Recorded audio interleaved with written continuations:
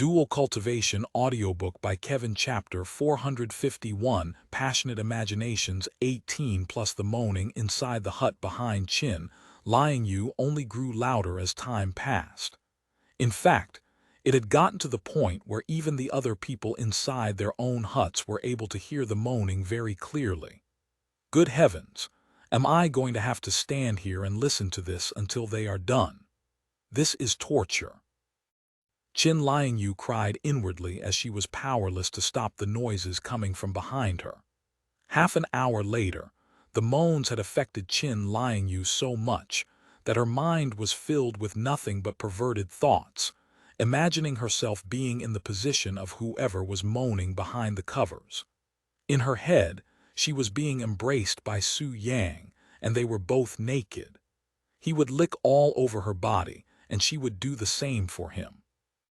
Then she imagined her flower being caressed by Su Yang, and then it was her turn to rub his penis with her mouth. Finally, she imagined Su Yang inserting his penis into her vagina, becoming a single entity at that moment. However, in the midst of her dreaming, Tang Lingxi appeared before her and said, "I forgot to surround this place with a sound sealing formation." A few moments later, an invisible barrier surrounded the hut, causing all of the moaning from the inside to die out. "Are you okay? You are panting pretty heavily," Tang Lingxi said to her afterward with a mysterious smile on her face. I am fine," Qin Liangyu hastily responded. She cannot let Tang Lingxi know that she was affected by the moaning and daydreamed about dual cultivating with Su Yang, especially after refusing to be his partner due to her position as the chief. "Then if you need anything, you can find me on the flying boat," Tang Lingxi said to her before leaving. However, even though Tang Lingxi has prevented the moaning from continuing to escape the hut and torturing her mind, Qin Liangyu's body still could not calm down. In fact, she felt even more stimulated by the silence, as it made it easier for her to imagine things. This is not good. I cannot believe that I would have such vulgar thoughts about Senior Su." Even Qin Liangyu was surprised by her own capabilities and perverted mind, as this has never happened before. It was almost as if she had been a pervert all along, and hearing the moaning had awakened the pervertedness that had been sleeping deep within her nature. At the end of the day, even if she holds the position of chief for one of the top tribes within the southern region, Qin Liangyu is still a young lady in her early 20s with a healthy mind and body, and it is normal for young ladies around her age to have such desires, especially when they are in the presence of a dreamy man like Su Yang. Meanwhile, inside the hut, Su Yang just inserted his penis into the 13th woman there. "Oh my God, it feels even bigger inside me," the woman moaned loudly upon feeling Su Yang's thick penis throbbing inside her wet vagina. After penetrating the woman's closed gates, Su Yang began moving his hips, brushing his hard penis against her soft inner walls while making wet noises. "Ah, ah, ah tilde," the woman moaned wildly while her flower quirts out a fountain of yin qi. Showered with yin qi, Su Yang silently absorbed it to replenish his profound qi. However, he did not stop moving his hips even as he absorbed the yin qi, which usually requires one's peak concentration. This is something only achievable by those who can dual cultivate as easily and mindlessly as breathing, something only Su Yang can achieve. I can't take it anymore. Any more of this and I will really go crazy." It took less than 5 minutes for the woman in Su Yang's embrace to give up due to exhaustion, as the stimulation was too much for her body to handle. And once she retires to the side of the bed to rest, another woman takes her place in Su Yang's embrace, allowing him to cultivate continuously and without rest. 3 hours later, all of the 32 women there have experienced Su Yang's techniques at least once, and not a single one of them were unsatisfied by his divine touch. However, Su Yang did not even break a sweat after cultivating with these 32 women. In fact, his profound qi had barely recovered by 1/10 of its full capacity. At this rate, He'd have to cultivate with them at least 10 times over the next 2 days before he's fully recovered his profound qi. Of course, this was not a problem for Su Yang, who once handled over 30,000 women at once. Instead, the problem laid with his 32 partners, as it is almost certain that they would not be able to last for that long even if they rested in between each session. With that being said, he did not need to recover his profound qi entirely, only enough to stabilize his condition. I will now cultivate the yin qi I have gathered. Once you have recovered enough stamina and wish to go for round 2, just let me know. If you do not wish to continue, then you may leave at any time. Su Yang said to them before he closed his eyes to focus on recovering his strength. An hour later, one of the women there approached Su Yang and spoke. Su Yang, I am ready for round 2. The young lady was aware that this was a once-in-a-lifetime opportunity and that it might never happen again once they leave this place, so she wanted to take full advantage of their current situation to cultivate with Su Yang as much as possible before he leaves forever. Su Yang opened his eyes, looked at the petite young lady, and he nodded with a smile. Come here. The young lady then proceeded to spread her legs and sit on his lap, shoving his majesty rod directly into the wet hole between her legs. Once she could feel Su Yang's penis completely fill up her hole, she began riding it, indulging herself in the pleasure that quickly followed. Chapter 452. Taking a peek inside. Exactly half a day has passed ever since Su Yang began cultivating inside the hut with his 32 partners. In these 12 hours, he'd managed to cultivate with everyone inside at least 4 times, made them climax countless times, and recovered 1/3 of his profound qi. And surprisingly, although some of them had to rest for a few hours, none of the 32 women inside have fully given up or left the bed yet. However, it was clear to Su Yang that more than half of these women were either close to their limit or are already at their limit. If he continued to cultivate with them any further, it would not only harm their bodies but it might also burden their mind. I can tell that some of you are already at your limit. I greatly appreciate your company and assistance today, but you should leave before I harm your body, Su Yang said to them. However, they were reluctant to leave. Su Yang, I want to continue to help you. Please, I can handle it even if it gets painful. I don't want to leave your side yet, Su Yang. Let's continue to cultivate until you've fully recovered, okay? If Su Yang was a greedy individual or simply didn't care about his partners, he would not hesitate to continue cultivating with these women until their bodies become ruined. But as someone who respects all of his partners, Su Yang refused to bring them harm. Thus, he shook his head and spoke. I understand your feelings, and I would continue to cultivate with you if I can, but I know when to stop, and you should too. If we continue, I will definitely harm your body, and that is something I cannot bear, especially when you have helped me tremendously. The women there exchanged glances with each other. A few moments later, they nodded. Although we were supposed to be the one helping you, we ended up being the ones who enjoyed it the most. Thank you for accepting us. The women bowed to him before they dressed and left the hut. A few minutes later, the bed that supported 32 women now only occupied 10 of them. Once the room was quiet again, the remaining 10 women returned to cultivating with Su Yang. They found themselves fortunate enough to remain by his side even if it was just a little bit longer than the others. Meanwhile, on the outside, when Qin Liangyu noticed the women coming out, she asked them, "Are you finished with your business?" They shook their heads and said, "No, we were kicked out." What? Qin Liangyu was speechless. Why did Su Yang kick them out? Did they offend him by any chance? If any of you had offended him, I will. Before Qin Liangyu could even finish her sentence, she was interrupted by the women coming out. You have misunderstood Chief Qin. We didn't do anything wrong. We have cultivated with him for 12 hours straight and our body is at its limit. Su Yang didn't want to harm our body, so he let us go early. That's right. If you also cultivated with him, you would understand how exhausting it is to moan for hours without rest. That's, Qin Liangyu was speechless. By the way, are you okay, Chief Qin? One of the women suddenly asked her. Why do you ask? Qin Liangyu raised her eyebrows in a puzzled manner.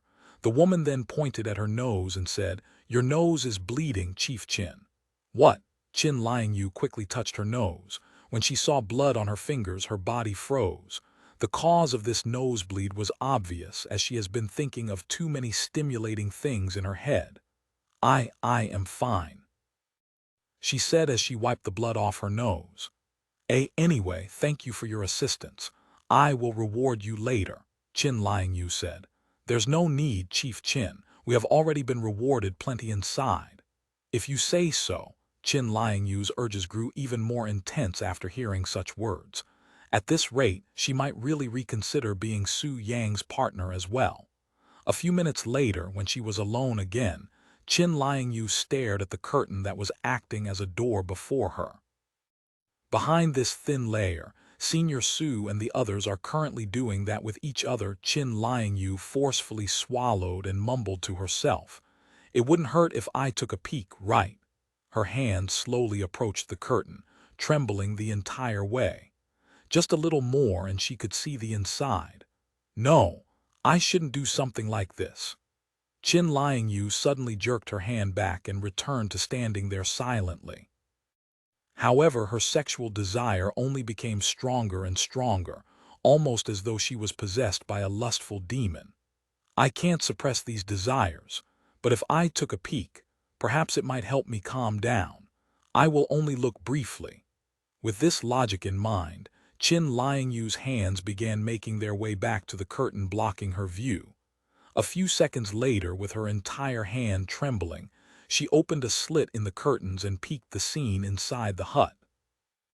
When Qin Liangyu saw the scene inside, her eyes opened wide with shock, and the flower between her legs tingled with a delightful feeling.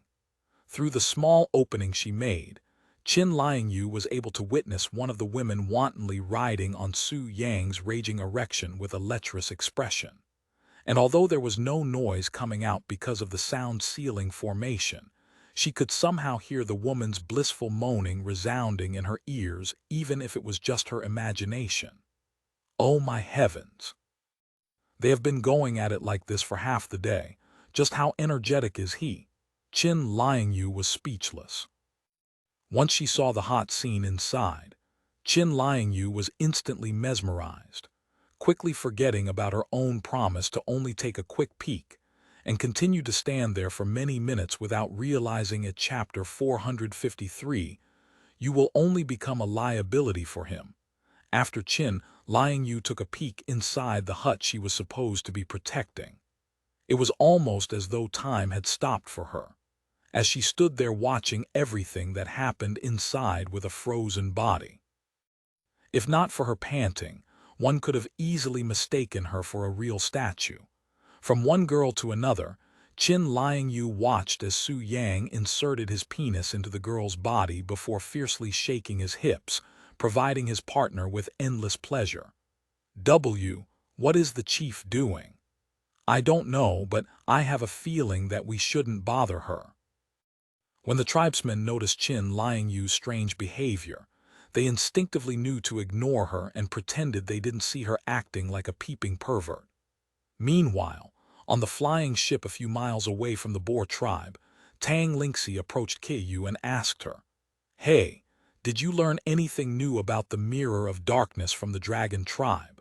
Qiyu nodded and said, Apparently, the Mirror of Darkness once belonged to an individual, but he lost it somehow. So it's not a treasure made by nature. No, and I think I know who used to own the Mirror of Darkness.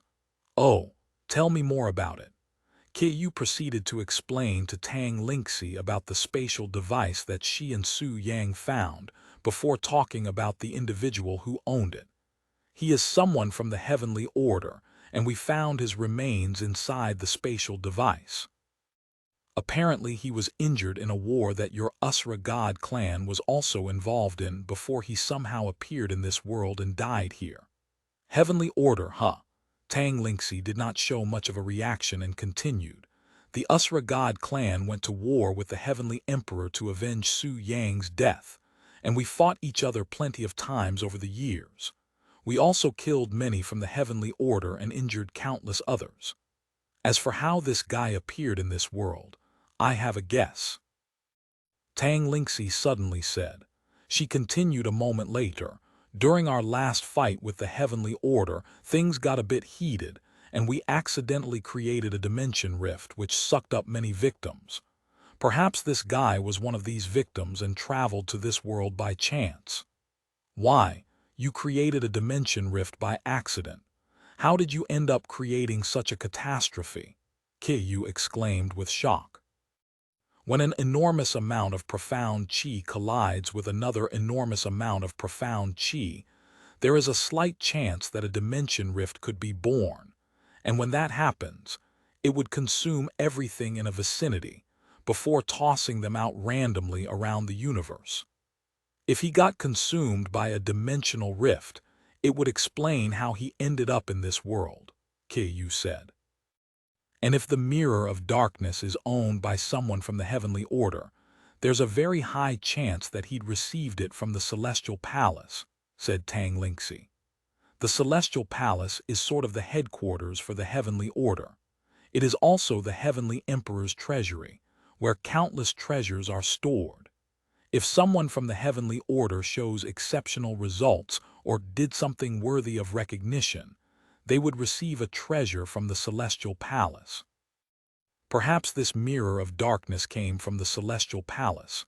Even though we know its origins, we still do not know if it'll help us return to the four divine heavens.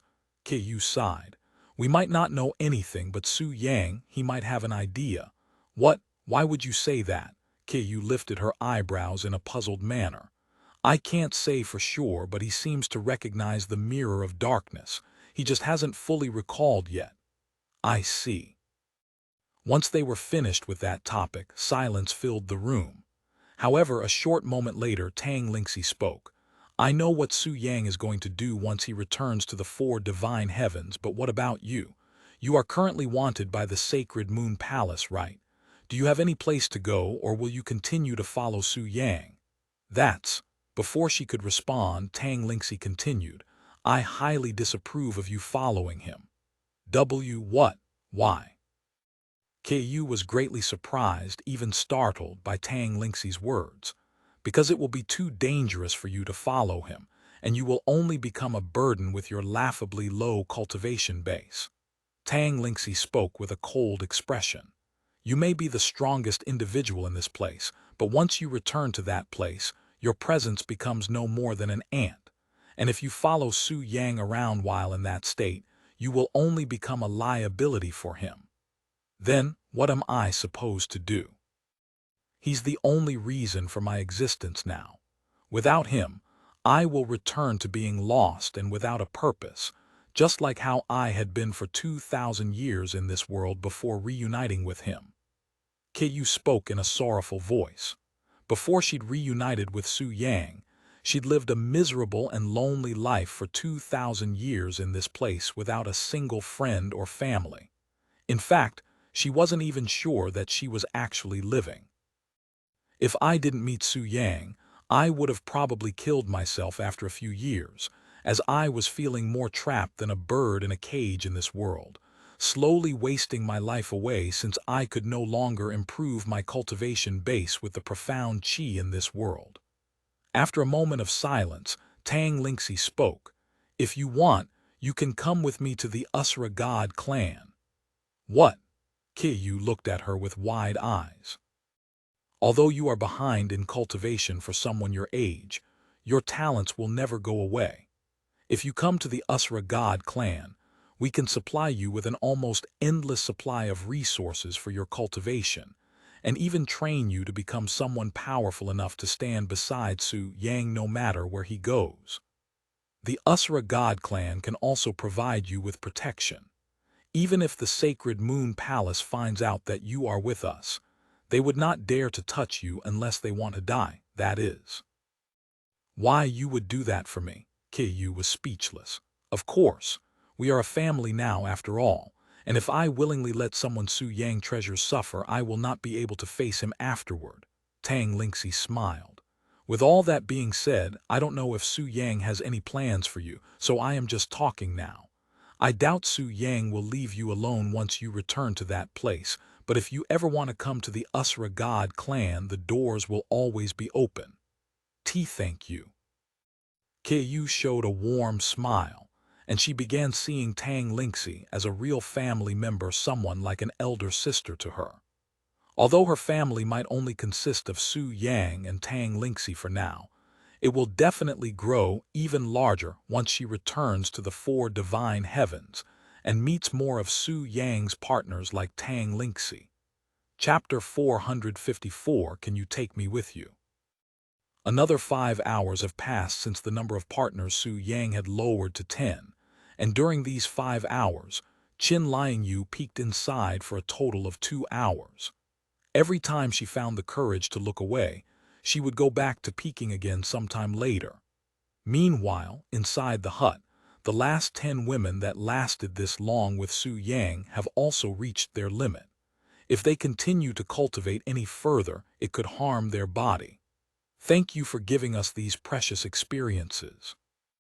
I will never forget my moments with you today for the rest of my life.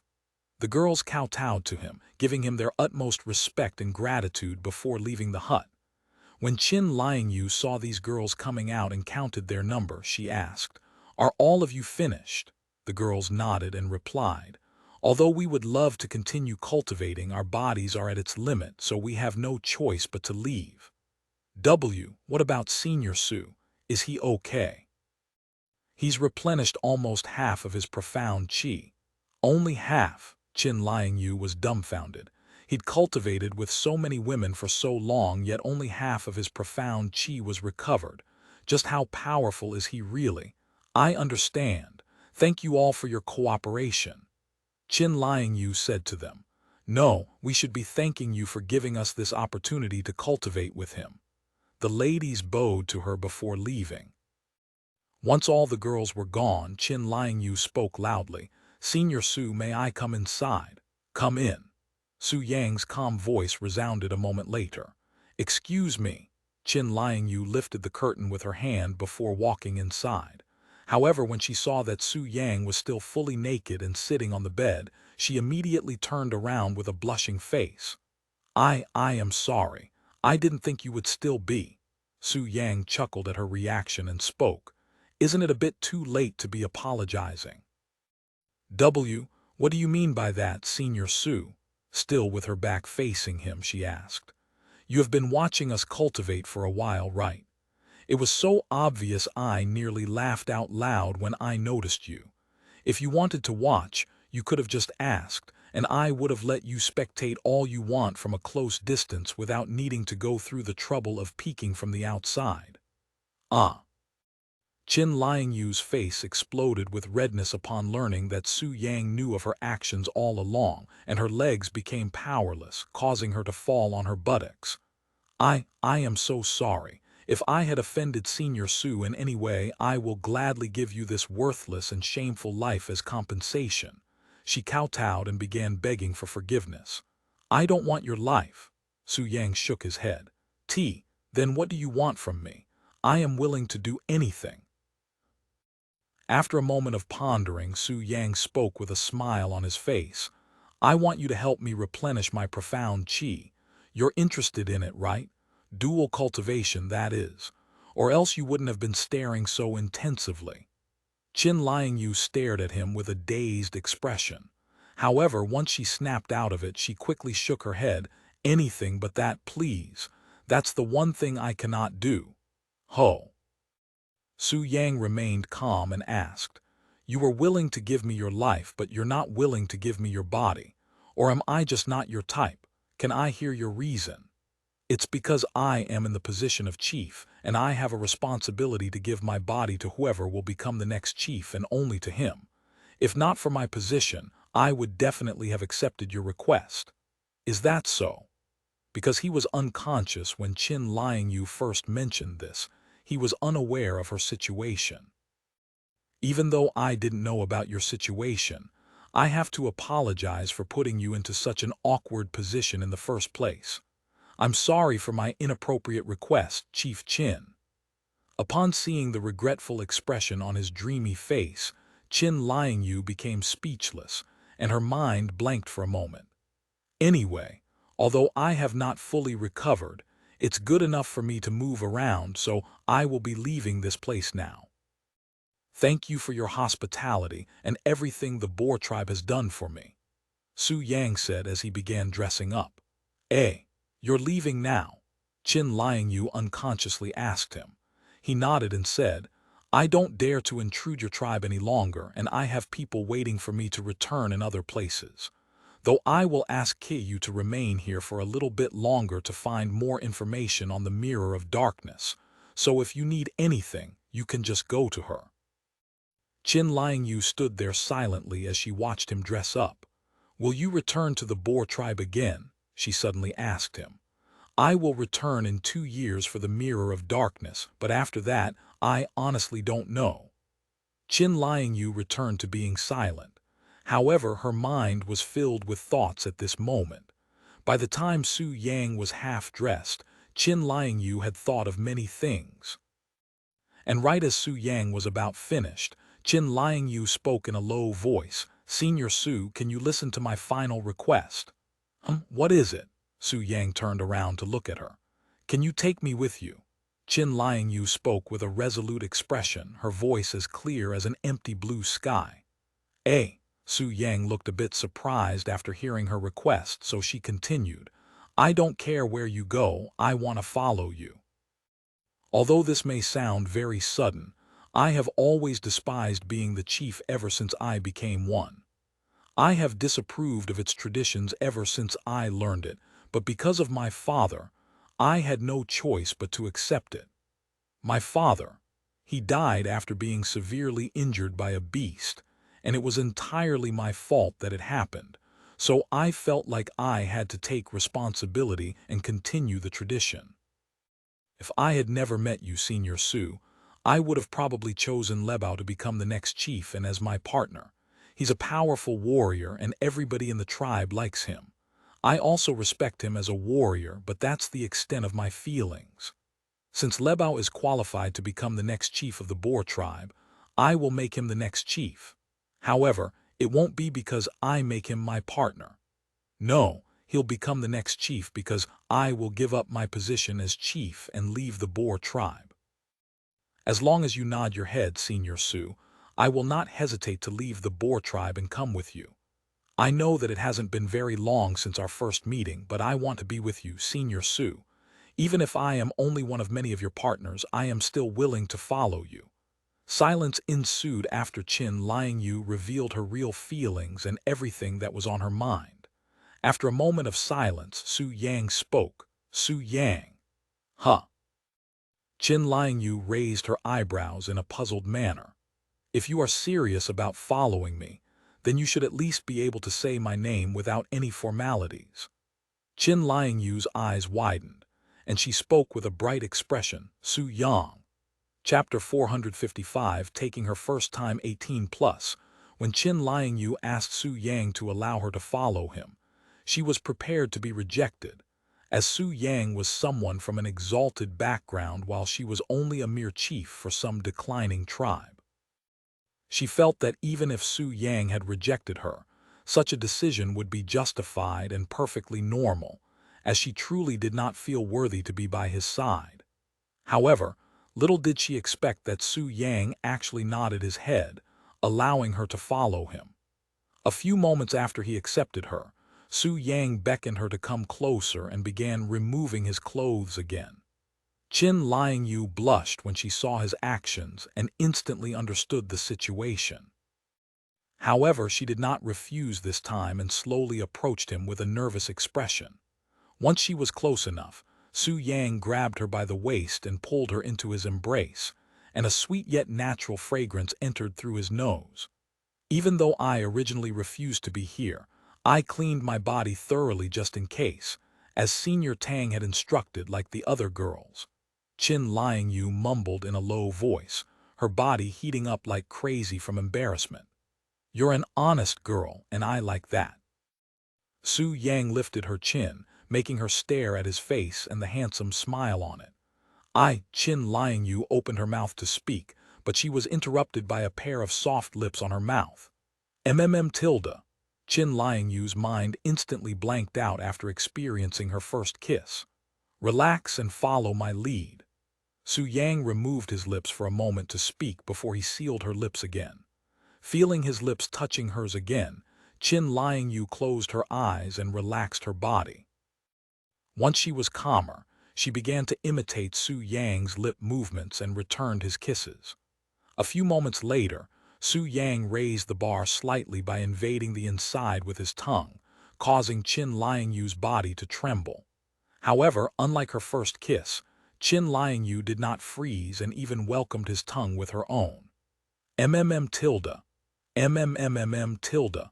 The two of them continued to kiss each other for many minutes, filling the quiet room with soft kissing noises.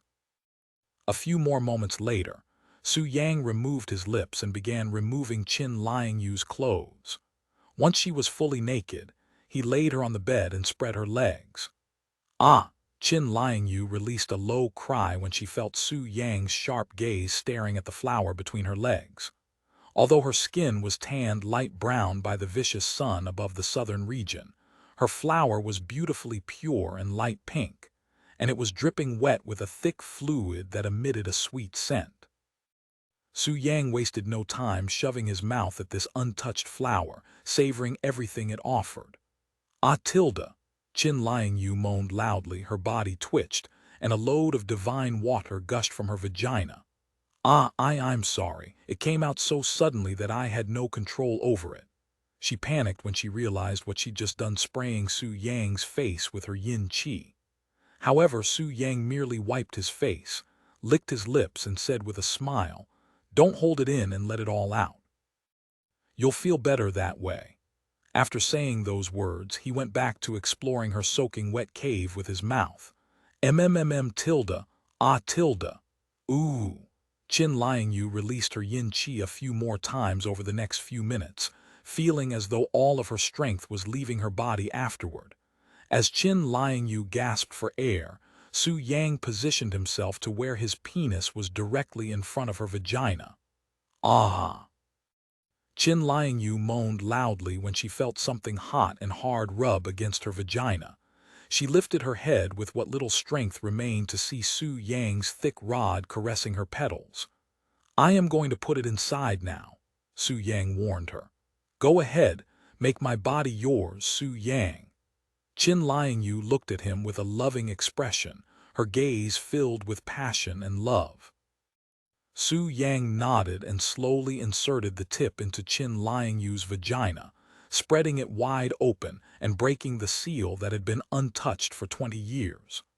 Qin Liangyu closed her eyes and released a sharp cry when she felt her virginity being taken and the pain that came along with it. Her virgin blood dripped onto the bedsheets, staining it red. Qin Liangyu then prepared herself for whatever came next. However, even after waiting for many moments, she couldn't feel Su Yang's movement, so she opened her eyes to look at why Su Yang had stopped. "Su Yang, is there something wrong?" she asked him, who looked a bit dazed. After a moment of silence, Su Yang looked at her and spoke. You had a heavenly constitution." Hearing this unfamiliar term, Qin Liangyu made a confused expression. "Heavenly constitution? Does that mean there's something wrong with my body?" she asked him in a worried tone. "And no," Su Yang shook his head and began to explain. "A heavenly constitution is when one is born with a special body that has unique powers. It's an exceedingly rare situation, where only one person out of hundreds of millions of people have it." However, Qin Liangyu still remained puzzled, as she couldn't understand what having a heavenly constitution had anything to do with what they were doing now and why he stopped. Su Yang then continued, "And when somebody with a heavenly constitution has sex for the first time, their partner will gain a portion of its powers depending on what kind of heavenly constitution they have. When I took your first time just now, All of my profound qi recovered, even increasing my base cultivation significantly. If I have to take a guess, your heavenly constitution has the power to boost your partner's strength during dual cultivation. Qin Liangyu was speechless. While she was happy to learn that she had such a special body, there was only one thing in her mind right now. Are we going to stop cultivating because of my heavenly constitution? She asked him with a worried face. Su Yang smiled a moment later and said, Of course not. I was just surprised that you had a heavenly constitution which dazed me a little bit. I will begin moving again now. Qin Liangyu nodded, and Su Yang began shaking his hips a little later. Ah tilde. Qin Liangyu screamed with pleasure as Su Yang's penis stretched the deepest part of her cave, causing an inexplicable sensation to spread all over her body. As of this moment, Qin Liangyu's imaginations had become a reality, but she was too busy to realize this fact and continued to indulge herself in pleasure. The pleasure she was experiencing was simply much better than she'd imagined or expected. Aha! Aha! Ah tilde, as time passed, Su Yang got more passionate and aggressive with his movements, and Qin Liangyu was getting accustomed to the feeling at a frightening rate. Perhaps it was due to her heavenly constitution, but she managed to last 4 hours of Su Yang's techniques despite this being her first time. When she first started, Qin Liangyu was moaning wildly and uncontrollably, but towards the end, her moaning had become soft and heavenly to the ears, almost like she was singing a beautiful song. Chapter 456, announcing the next chief. The longer Su Yang cultivated with Qin Liangyu, the higher his cultivation base increased, and by the end of their session, his cultivation had increased by a few levels, reaching the 6th level heavenly spirit realm. Even though Qin Liangyu was only at the earth spirit realm, because of her heavenly constitution, which has the power to strengthen her partners through dual cultivation, and because he'd taken her pure yin essence, Su Yang's strength increased by leaps and bounds after cultivating with her. You are full of surprises, aren't you? Su Yang smiled at Qin Liangyu, who laid on the bed with an exhausted expression, desperately gasping for air. To think you'd last 10 hours for your first time. And not even mentioning your heavenly constitution, you have talent. Is having a heavenly constitution really special? Qin Liangyu asked him after taking her breath. Su Yang nodded and said, Like I'd said, only 1 in hundreds of millions of people are born with a heavenly constitution. And with your heavenly constitution that directly strengthens your partner through dual cultivation, it would surely attract countless attention from all of the dual cultivators out there. I'm sure many would even kill to get their hands on you. I'm glad. Qin Liangyu showed a relieved expression. Glad? Su Yang raised an eyebrow. My body has the power to strengthen others, right? If I continue to cultivate with you, your cultivation will grow stronger. This means that I can at least be of some use to you, and I won't be dead weight when I follow you. After hearing her words, Su Yang pulled her closer to his chest and spoke in a gentle tone. Even if you didn't have a heavenly constitution, I would never look at you as dead weight. Su Yang, Qin Liangyu nodded with a blushing face. However, because you have a heavenly constitution, it will complicate things a little. What do you mean? She asked. I mentioned this earlier, but your ability to strengthen others is extremely valuable, especially for dual cultivators. If they learn of your existence, there will surely be people who would be willing to do anything to get their hands on you, and it won't be a small number of individuals. That's why you should never reveal your heavenly constitution to anyone else in order to protect yourself, unless you want to spend the rest of your life as a slave whose only purpose is to become another's plaything. Although your ability won't be as effective anymore because it's only at its strongest when you are still a maiden and you are no longer one, it will still greatly benefit whoever dual cultivates with you. With that being said, as long as you are by my side, I won't let any harm come to you even at the cost of my life." Qin Liangyu nodded with a serious expression. "I won't tell a single soul about my heavenly constitution, I promise. After all, my body belongs to you, and only you, Su Yang. I will kill myself before I allow anyone else to touch me." Sometime later, Qin Liangyu asked him, "Su Yang, where will we be going after we leave the Boer tribe?" "The Eastern Continent," he calmly replied. "You are from the Eastern Continent?" Qin Liangyu showed a surprised face. No wonder why his appearance and demeanor looked so different than the people within the Southern Continent. He was actually from another continent altogether. "Have you ever been to the Eastern Continent before?" he asked her.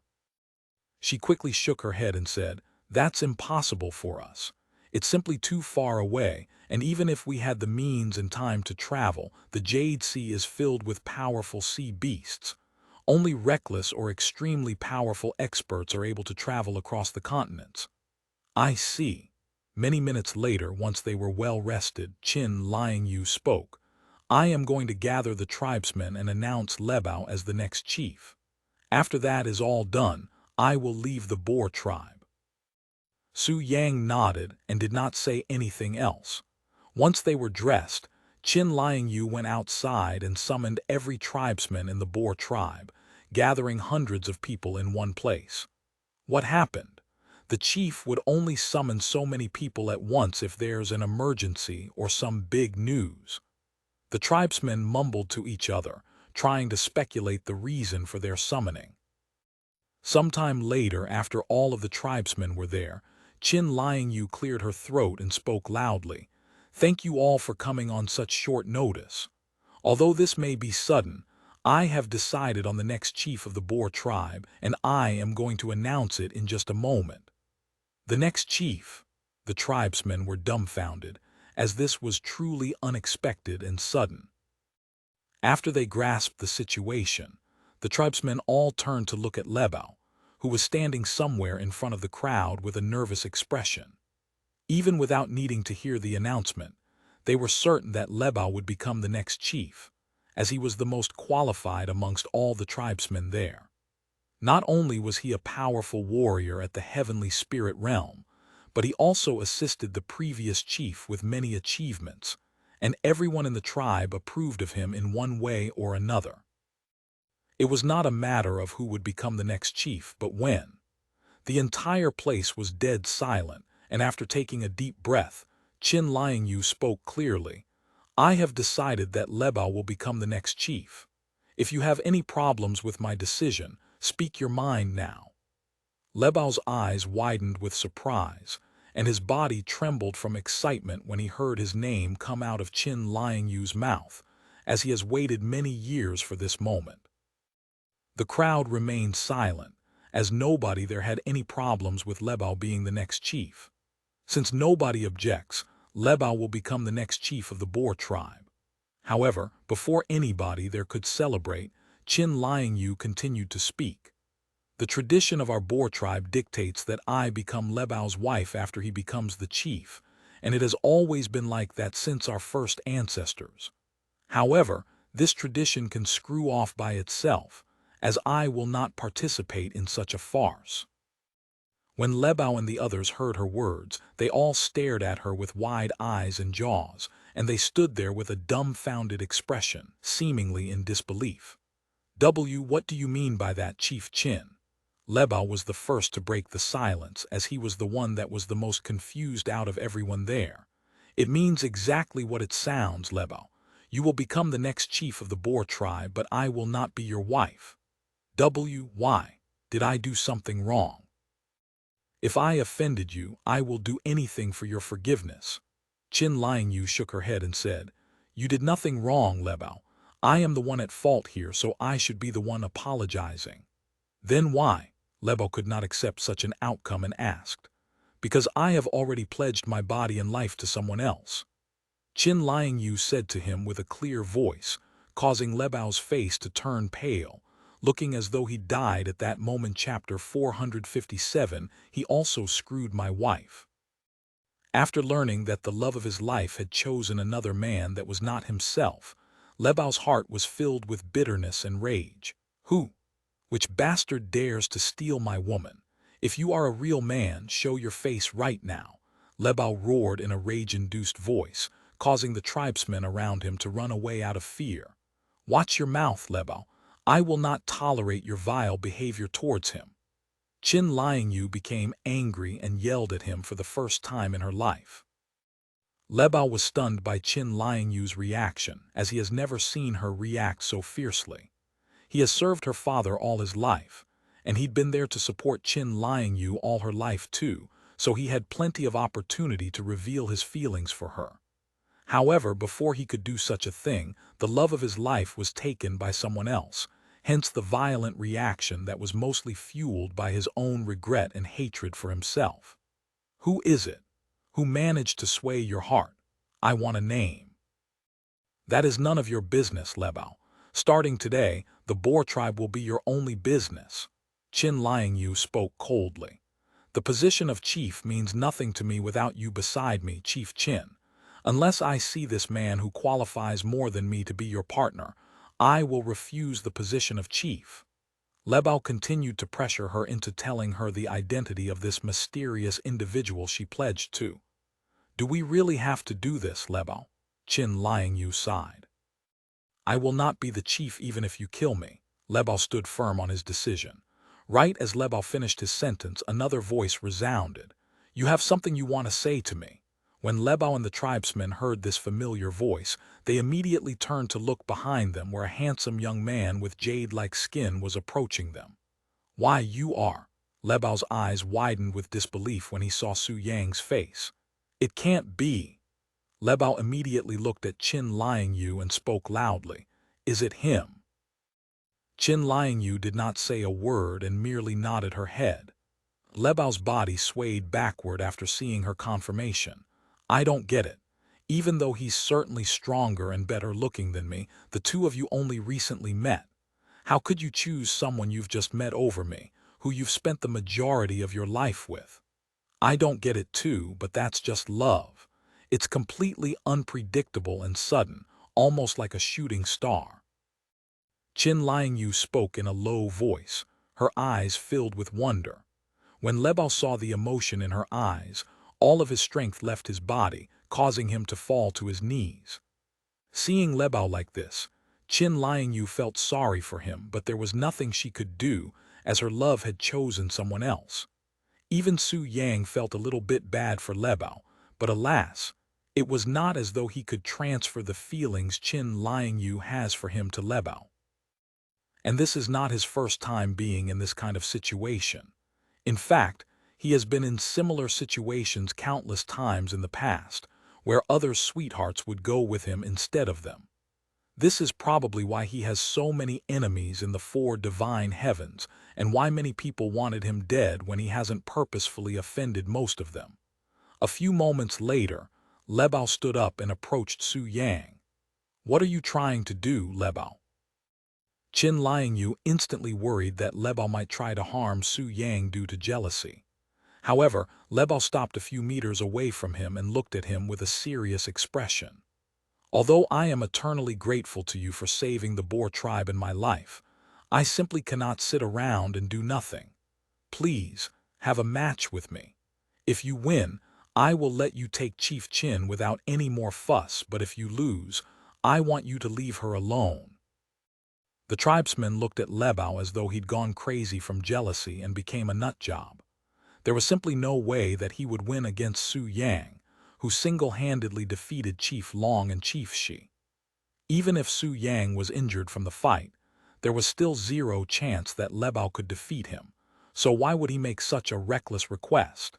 It was as clear as day to them what the results were before the fight is even close to starting. However, to everybody's surprise, Su Yang refused to fight with Lebao. Why did you refuse? It's obvious that I cannot defeat you, Lebao asked him with a puzzled frown. Because no matter the outcome, the results won't change, Su Yang spoke in a calm voice. Even if you somehow manage to defeat me and I leave her alone, will that really change anything? Whether I win or lose, she will still follow me, and I simply do not like to waste my effort on pointless things." "Pointless, you say? This is very important to me," Lebao roared. "There are things in life you cannot get no matter how much you want them, and you have to accept this fact." Su Yang then turned around and began walking away. "Lying you, I am returning to the flying ship now. We will be leaving shortly, so this is your last chance to decide whether you truly want to follow me or not. I also left behind a few things in the hut for the Boer tribe. It's my gratitude for your hospitality as well as your company for 32 of you. I hope you like it." After saying those words, Su Yang casually walked out of the settlement and disappeared into the distance. What does he mean by follow him? Lebao looked at Qin Liangyu with a perplexed expression, as he already has an answer in mind. "I will be leaving the Boer tribe as of today to follow him. This is another reason why I cannot be with you, Lebao." Qin Liangyu said to him with an apologetic smile. "I am sure that you will find someone else who you'll treasure more than me, Lebao. And I will leave the Boer tribe in your hands." "This is too sudden. Will you ever come back?" Lebao asked her with tears in his eyes. Qin Liangyu gently shook her head. "I don't know. I will be going wherever he takes me after all. Thank you all for all you've done to me. I will never forget it. Goodbye." Qin Liangyu turned around and ran outside the settlement to follow Su Yang's steps before anyone could say anything, leaving the Boer tribe completely dumbfounded and speechless. Many moments later, one of the tribesmen approached Lebao and spoke in a low voice.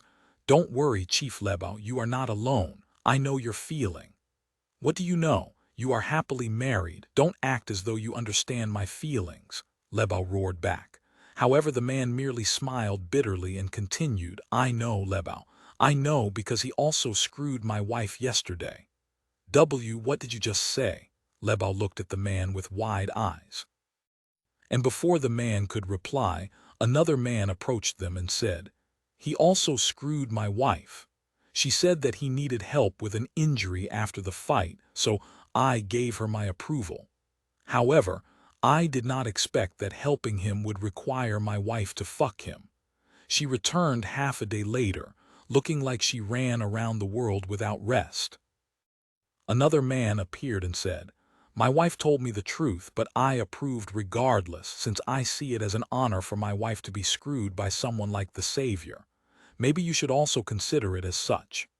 The others looked at him with a frown and shouted, "Are you crazy, you damn cuck?" A few moments later, Lebao sighed and said, "Anyway, Chief Qin is gone, and she appointed me as the chief before leaving. Even if I don't want this position, the Boer tribe needs a leader. Just so we are clear, I am not doing this for Chief Qin but for all of you." Meanwhile, Qin Liangyu just caught up with Su Yang. "Have you said your goodbyes?" he asked her. Qin Liangyu nodded, and the two of them slowly returned to the flying ship, where Tang Lingxi and Qiyu were waiting. Chapter 458 Parting Gift. After Qin Liangyu left the Boer tribe, Lebao reluctantly accepted the position of chief, and all of the tribesmen accepted him to be their new chief without any problems. "Chief Lebao, this is an emergency. Please come with me." One of the tribesmen suddenly approached him with excitement on his face. "What happened? Are we under attack again?" Lebao instantly became wary. "No, it's quite the opposite actually." The tribesman then led Lebao to a large hut in the middle of the settlement, the same one where Su Yang cultivated with the 32 women and Qin Liangyu. By the time they arrived at the site, it was already filled with people. There were almost everybody from the Boer tribe surrounding the hut. "Take a look inside, Chief Lebao." The tribesman made way for Lebao, who entered the hut a moment later. This is..." Lebao's eyes and jaw opened widely after witnessing the scene inside. On the large bed that appeared to be soaked in some kind of liquid, there was a mountain of spirit stones. Thousands upon thousands of spirit stones. Then right beside the mountain of spirit stones, there was a pile of spiritual weapons from the mortal grade to the earth grade laid neatly there. Furthermore, surrounding the bed, there were 32 small piles of treasures and resources with a note placed beside them. Lebao went to pick one of these notes to read it. And Yanyan, thank you for your time.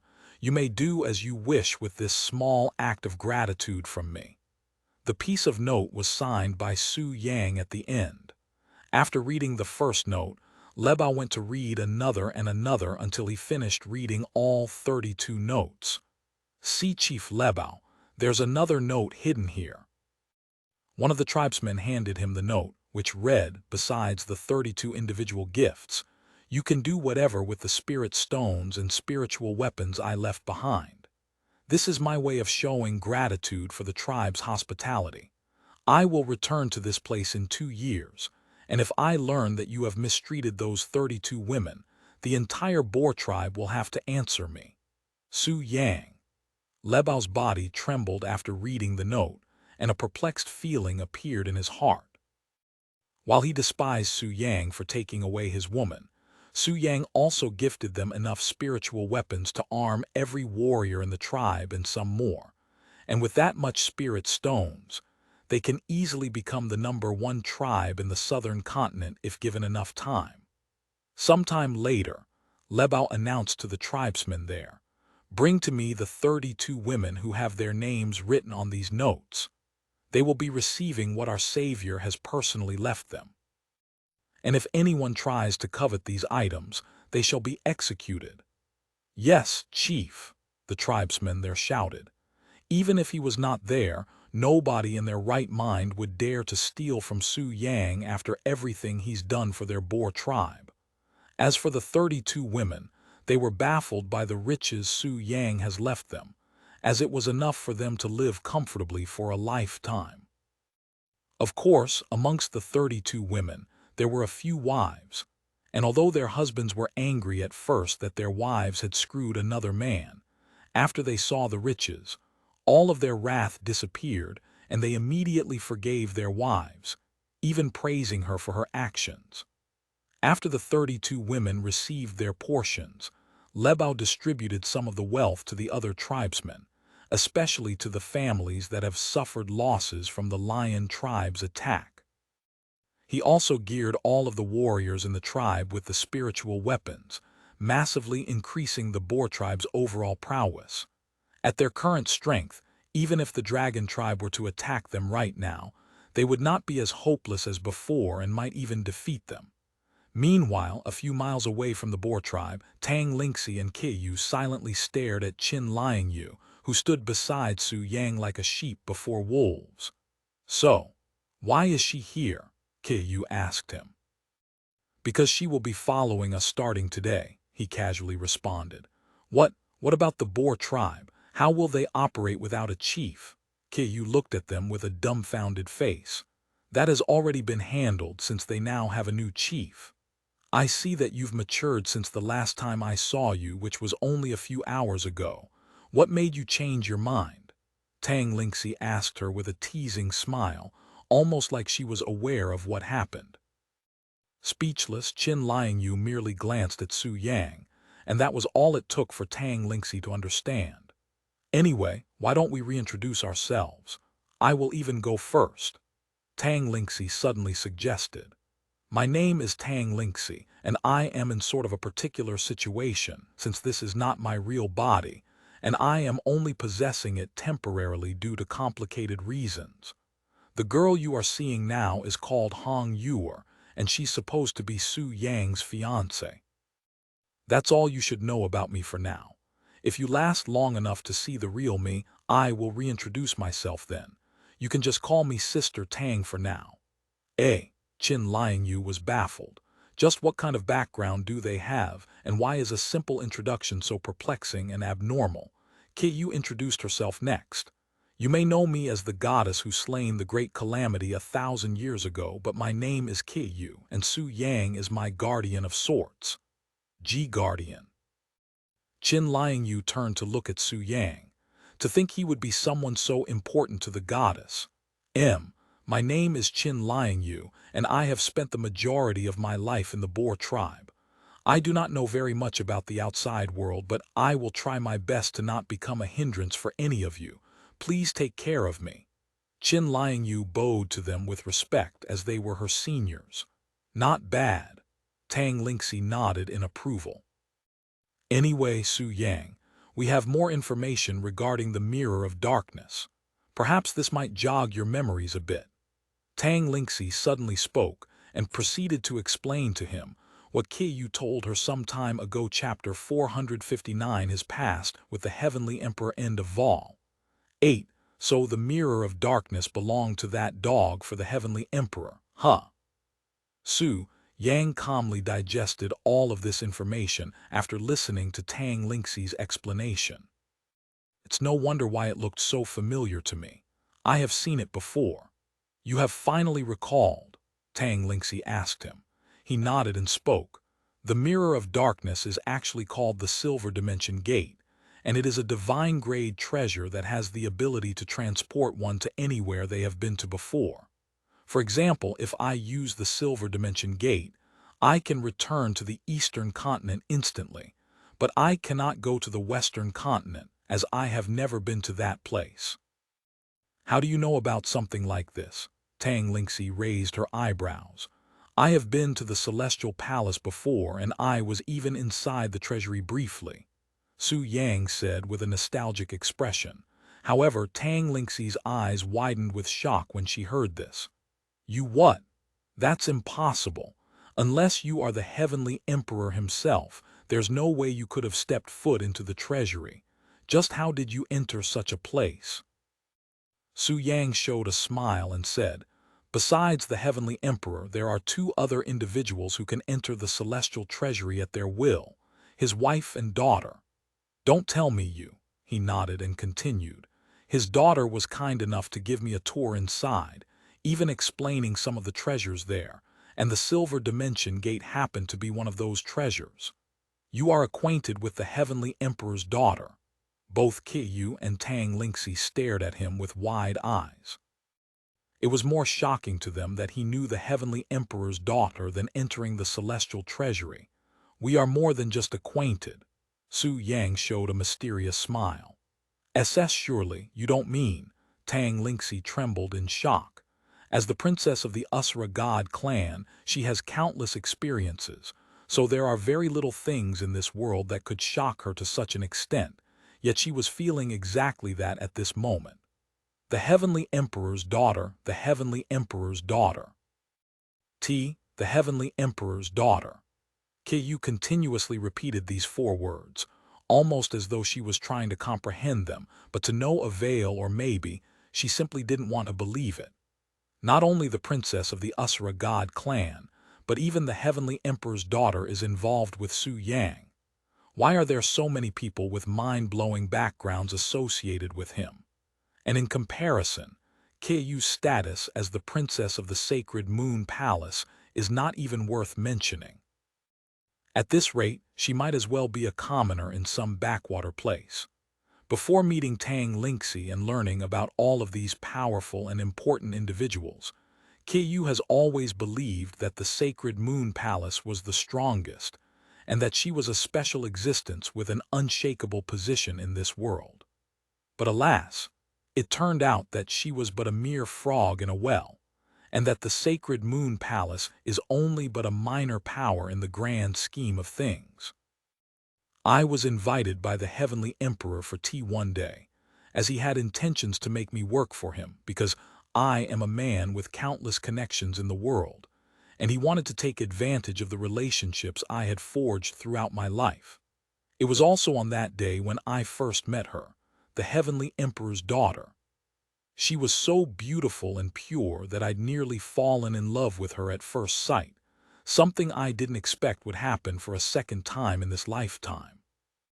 However, the Heavenly Emperor's daughter, perhaps it was due to her loneliness caused by her secluded lifestyle, but she actually fell in love with me at first sight.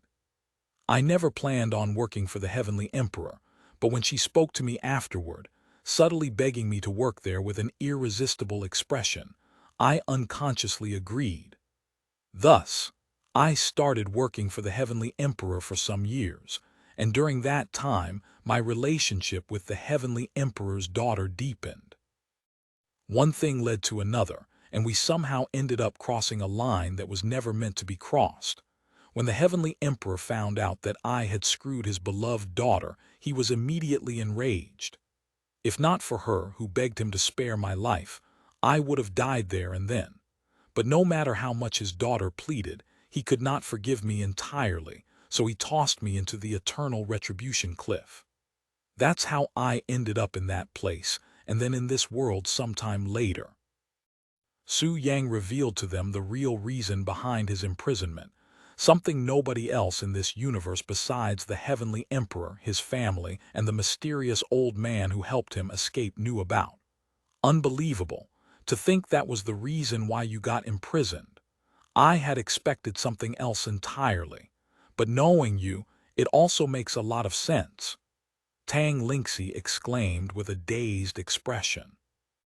And as expected, the Heavenly Emperor swept that incident under the rug so that it could never escape to the public. After all, it would cause a major uproar. Su Yang shrugged.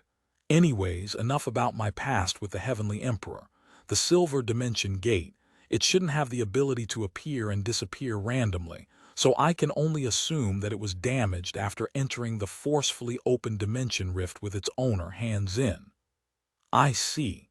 That makes sense. Tang Lingxi nodded. By the way, since we know about the Silver Dimension Gate now, there's no longer any reason for us to remain here. Let's return to the Eastern Continent. Su Yang suddenly said to Qiyu, who was still dazed by his little story. Sometime later, when she finally snapped out of it, she controlled the flying ship to return to the Eastern Continent. Chapter 460. Returning to the Eastern Continent. We have arrived at the Eastern Continent, Su Yang said to Qin Liangyu, who expressed surprise upon hearing that. They just left the Southern Continent a few minutes ago, yet they have already arrived at the Eastern Continent, which is hundreds of thousands of miles away. Just how ridiculously fast is this flying ship? Where are we right now? She asked him. Snowfall City. It's one of the largest cities in the Eastern Continent. We are going to meet up with some people. Su Yang then turned to look at Qiyu and spoke. You should return to the sect first. I have a feeling that something big is going to be happening soon, and I want you to be there just in case it happens before I can return. Qiyu nodded. A few moments later, Su Yang, Tang Lingxi, and Qin Liangyu departed from the flying ship, landing a few miles outside the Snowfall City. Let's go. Sometime later, when they reached the entrance, Su Yang showed the guards the Zai family's medallion, and they were allowed inside without any complications. After entering the city, Su Yang went directly to the Snow Crystal Hotel, where the Profound Blossom Sect should be waiting if they didn't already return to the sect yet. The Eastern Continent is so much different than the Southern Continent. Qin Liangyu mumbled as she inspected every street and individual they came across, almost like she was on a tour. Although the Southern Continent also has large cities, they were not as colorful and clean as Snowfall City, and everybody here seems to have light skin, in contrast to the Southern Continent, where the majority have tanned skin. Furthermore, the atmosphere in this place could be described as peaceful and bustling, while the Southern Continent's atmosphere was wild and dangerous, where powerful and vicious beasts could attack at any given moment. Qin Liangyu felt like she had walked into an entirely different world, and she was fascinated by her surroundings, almost like a child in an amusement park. Of course, Qin Liangyu herself also attracted the attention of many as she walked the streets. Not only is her tanned skin unique and beautiful, but the person herself is also a top beauty. There were even some people who wanted to approach her, but when they saw Su Yang and Tang Lingxi, they all froze on the spot, almost as though they'd seen a ghost. Sometime later, they encountered an enormous crowd surrounding a building. What is going on here? There has to be at least 1,000 people here. Qin Liangyu was dumbfounded by the scene. Do people of this number often gather in the Eastern Continent? It appears that your Profound Blossom Sect has gained some popularity since the tournament. Tang Lingxi said with a smile, and she continued, With the door blocked like that, I doubt they'll be going anywhere soon. Suddenly, a familiar voice resounded in the middle of the crowd. How many times do I have to tell you all that our sect master will not be accepting any visitors until we return to the Profound Blossom Sect? Elder Sun's voice echoed loudly as he blocked the door behind him from being bombarded by these people. I am the head of the Chen family. If you tell your sect master that the Chen family is here to see her, I'm sure that she'll make an exception. I am the head merchant for the Silver Wing establishment, and we would like to sponsor the Profound Blossom Sect. Please let me speak with your sect master. My name is Fu Xuan, the young master of the Fu clan, and I am only here for Fairy Fang. The crowd refused to leave despite Elder Sun's words. However, a few moments later, "Hey, can you make way? I am trying to get inside," Su Yang said to one of the people there. "Can't you see that we are all trying to get inside? You are not special here. Who the hell do you think you are?" That individual responded to him without even turning around to look at him. Hey, that's. Although the majority of the people there did not even bother to pay attention to Su Yang, a few people there noticed him from the corner of their eyes, and they stared at him with a shocked face. Su Yang, it's Su Yang. He has finally returned. One of them suddenly shouted, instantly causing the people there to shut up and turn around. Why, you are. When the person who responded to Su Yang turned around and saw Su Yang's calm face standing behind him, his eyes widened with shock, and his body began to sweat profusely. The people beside him that heard his words also swallowed nervously. To think someone would be unlucky enough to offend Su Yang, someone dubbed as the #1 genius in the Eastern continent after the tournament, these people were afraid that his misfortune would rub onto them if they stood too close to him, so those people instantly backed away with haste. Senior Su T, this lowly one deeply apologizes for. I don't care. Get out of my way. Su Yang quickly interrupted, as he did not want to continue standing around these clowns. With that one sentence, the crowd split in half, creating a single path towards the Snow Crystal Hotel, allowing him to finally see the doors to the hotel and Elder Sun's dazed face. "This is where to part for now, darling," Tang Lingxi suddenly said to him. "I have to return to my own sect as there's still work to be done for me, but I will be seeing you soon. Thank you for accompanying us." Su Yang nodded. Before leaving, Tang Lingxi turned to look at Qin Liangyu and whispered to her, "Take good care of him for me." Qin Liangyu silently nodded with a red face. After Tang Lingxi left to return to the Azure Cloud Sect, Su Yang and Qin Liangyu entered the Snow Crystal Hotel with Elder Sun Chapter 461, meeting the Profound Blossom Sect disciples. "When did you get back, Sect Master?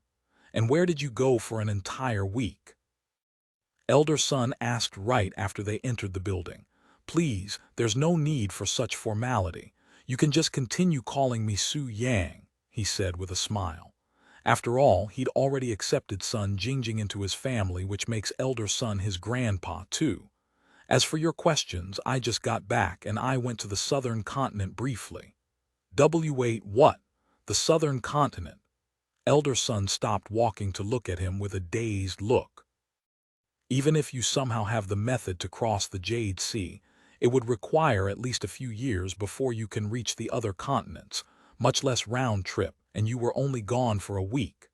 Let's just say I have a very fast traveling method," Su Yang casually responded with a smile.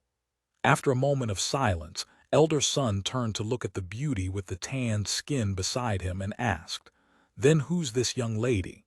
Don't tell me you picked her up from the southern continent too." "You are awfully sharp today, Elder Sun. Is it perhaps because of your breakthrough to the Earth Spirit realm?" Hello. I am called Qin Liangyu and I am indeed from the southern continent. Due to circumstances, I will be following Su Yang as of today. Please take care of me. Qin Liangyu politely introduced herself to Elder Sun, since he seemed to have a good relationship with Su Yang. Yuan. Elder Sun nodded and said with a speechless look, "I am Elder Sun, a sect elder for the Profound Blossom Sect. I have never met anyone from the southern continent until today, so it's very nice to meet you." After their introduction, Qin Liangyu asked, You called Su Yang sect master just now. Does this mean he's—" "That's right. I am currently the sect master of the Profound Blossom Sect, a humble place with only a few dozen disciples at this moment," Su Yang said. "Wow. A sect master." Qin Liangyu was impressed. Although there are also sects within the southern continent, there were not many, so the title of sect master receives much more praise at the southern continent than at the eastern continent, where there are hundreds upon hundreds of unique sects. "Anyway, how have things been since the tournament?" Su Yang asked him. "Well, as you saw outside, we have been dealing with similar events nearly every day after the tournament ended, but that's to be expected, since we are the first sect to become champions of the regional tournament besides the Divine Sword sect. Besides that, the disciples have been quietly cultivating inside their rooms, waiting for your return." "I see," Su Yang nodded. A few minutes later, Su Yang returned to his room and Fang Zhelan and Sun Jingjing were sitting cross-legged on the bed, silently cultivating. When they noticed the door open, they stopped cultivating and opened their eyes. "Su Yang, you are back." Once they saw his face, they immediately jumped off the bed with excitement all over their faces. Sun Jingjing even directly embraced him. "I am back," he said with a smile. When Qin Liangyu saw these two beauties, she wondered if they were also his partners, especially Sun Jingjing, who had a similar aura to him. "Who's this girl by your side?" Fang Zhelan asked him once she noticed her, who clearly wasn't from around this place. "What beautiful skin, it looks so smooth too." Sun Jingjing inspected her from top to bottom. "Hello, my name is Qin Liangyu. I am from the southern continent and I have followed Su Yang here." She quickly introduced herself. "Southern continent." The two girls looked at her with wide eyes. "That's where your master took you, Su Yang, to the southern continent?" Fang Zhelan asked him. "Huh, my master?" Su Yang raised his eyebrows in a puzzled manner. Then that white-haired beauty is not your master, the one who took you and hung you away right after the tournament ended." Fang Zhelan also made a confused expression. "Ha ha ha." Su Yang laughed after realizing who she was referring to and shook his head. "She's not my master." "Is that so?" Although she was interested in Qiyu, Fang Zhelan did not continue to question him. "Anyway, let's go to where the others are. I had Elder Sun gather everybody," Su Yang said to them. Sometime later, Su Yang entered another room where Liu Lanjai and all of the other disciples had been waiting for him. "Senior apprentice brother, you are finally back." The junior disciples became jumpy when they saw his face. "Calm down, little ones. I have only been gone for a week or so," Su Yang said with a smile. "Welcome back, Su Yang," Liu Lanjai said to him with a relieved smile on her face, as she was worried that something might have happened to him. A few seconds later, when Qin Liangyu entered the room, everybody there turned their attention to her. Although her skin is a rarity in this place, they were more interested in the person herself, as they have never seen her face before. Qin Liangyu instantly became nervous. This is her first time seeing so many unfamiliar faces at once before, and they all had some kind of relationship with Su Yang, which made it difficult for her to think. "Let me introduce to you a friend I made in the southern continent, Qin Liangyu. She will be with us starting today, so be nice to her," Su Yang said to them. He then turned to look at Qin Liangyu and continued, "These people here are disciples of the Profound Blossom Sect. I will tell you more about them and the Profound Blossom Sect later." Southern continent. As expected, that word was what the disciples there paid attention to the most. Noticing their interest, Su Yang said with a smile, "It's a long story." "I bet," Liu Lanjai mumbled in a dazed voice. "Anyway, now that I have returned, let's return to the sect.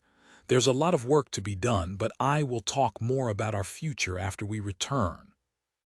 Thus, the Profound Blossom Sect began preparation for their journey back to the Profound Blossom Sect chapter 462, a potential partner the following day. The Profound Blossom Sect was prepared to leave the city and return to their own sect. The majority of the other sects have already left the city and returned to their own places, but the Burning Lotus Sect and the Heavenly Swan Sect said that they will be visiting us soon. Liu Lanjai said to Su Yang as they prepared to leave the city. Then we should return before they decide to visit us, Su Yang said. Sometime later, the disciples entered the carriages, and the Profound Blossom Sect departed from Snowfall City. During their journey back, Su Yang explained more about the Profound Blossom Sect and their situation to Qin Liangyu, who was inside the same carriage as him, Fang Zhelan, Sun Jingjing, and Liu Lanjai. When he explained to her that they specialized in dual cultivation, Qin Liangyu reacted with disbelief. Not even in her wildest imaginations could she have possibly imagined that a sect that openly encourages its disciples to practice dual cultivation could exist in this world. However, the Eastern continent has different ethics than the Southern continent, so it wasn't too shocking, especially since she's affiliated with Su Yang. I know what you're thinking, but the Profound Blossom Sect is a one-of-a-kind place even in the Eastern continent. We were even the first ones to introduce this kind of place to the world. Liu Lanjai spoke with a prideful expression on her face. By the way, I am the sect master of the Profound Blossom Sect, Liu Lanjai. She introduced herself to Qin Liangyu. Sect master, but I thought Su Yang was the sect master. Qin Liangyu tilted her head. In the southern continent, each sect could only have one sect master, unless things are different here in the eastern continent. Normally, there is only one sect master for each sect. However, due to our nature, we have to maintain a balance and equality to protect our disciples. Therefore, we have two sect masters, one male and one female, Liu Lanjai explained. Qin Liangyu nodded with a face of understanding. I see. By the way, how old are you? You seem very young for someone at the Earth Spirit realm. Liu Lanjai suddenly asked her. I am 20 years old. Teat Wenti. The girls in the carriage looked at her with a shocked expression. Did you help her too, Su Yang? Liu Lanjai looked at him, who merely shook his head. Impossible. They became even more shocked upon hearing that Su Yang had no involvement with her cultivation. The only reason Sun Jingjing and Fang Zhelan reached the Earth Spirit realm was because of Su Yang. To have achieved that without him, it was an amazing feat that could not be fathomed. Because of our lifestyle and environment, we are always fighting with powerful beasts, almost every day, so we have to become strong in order to survive.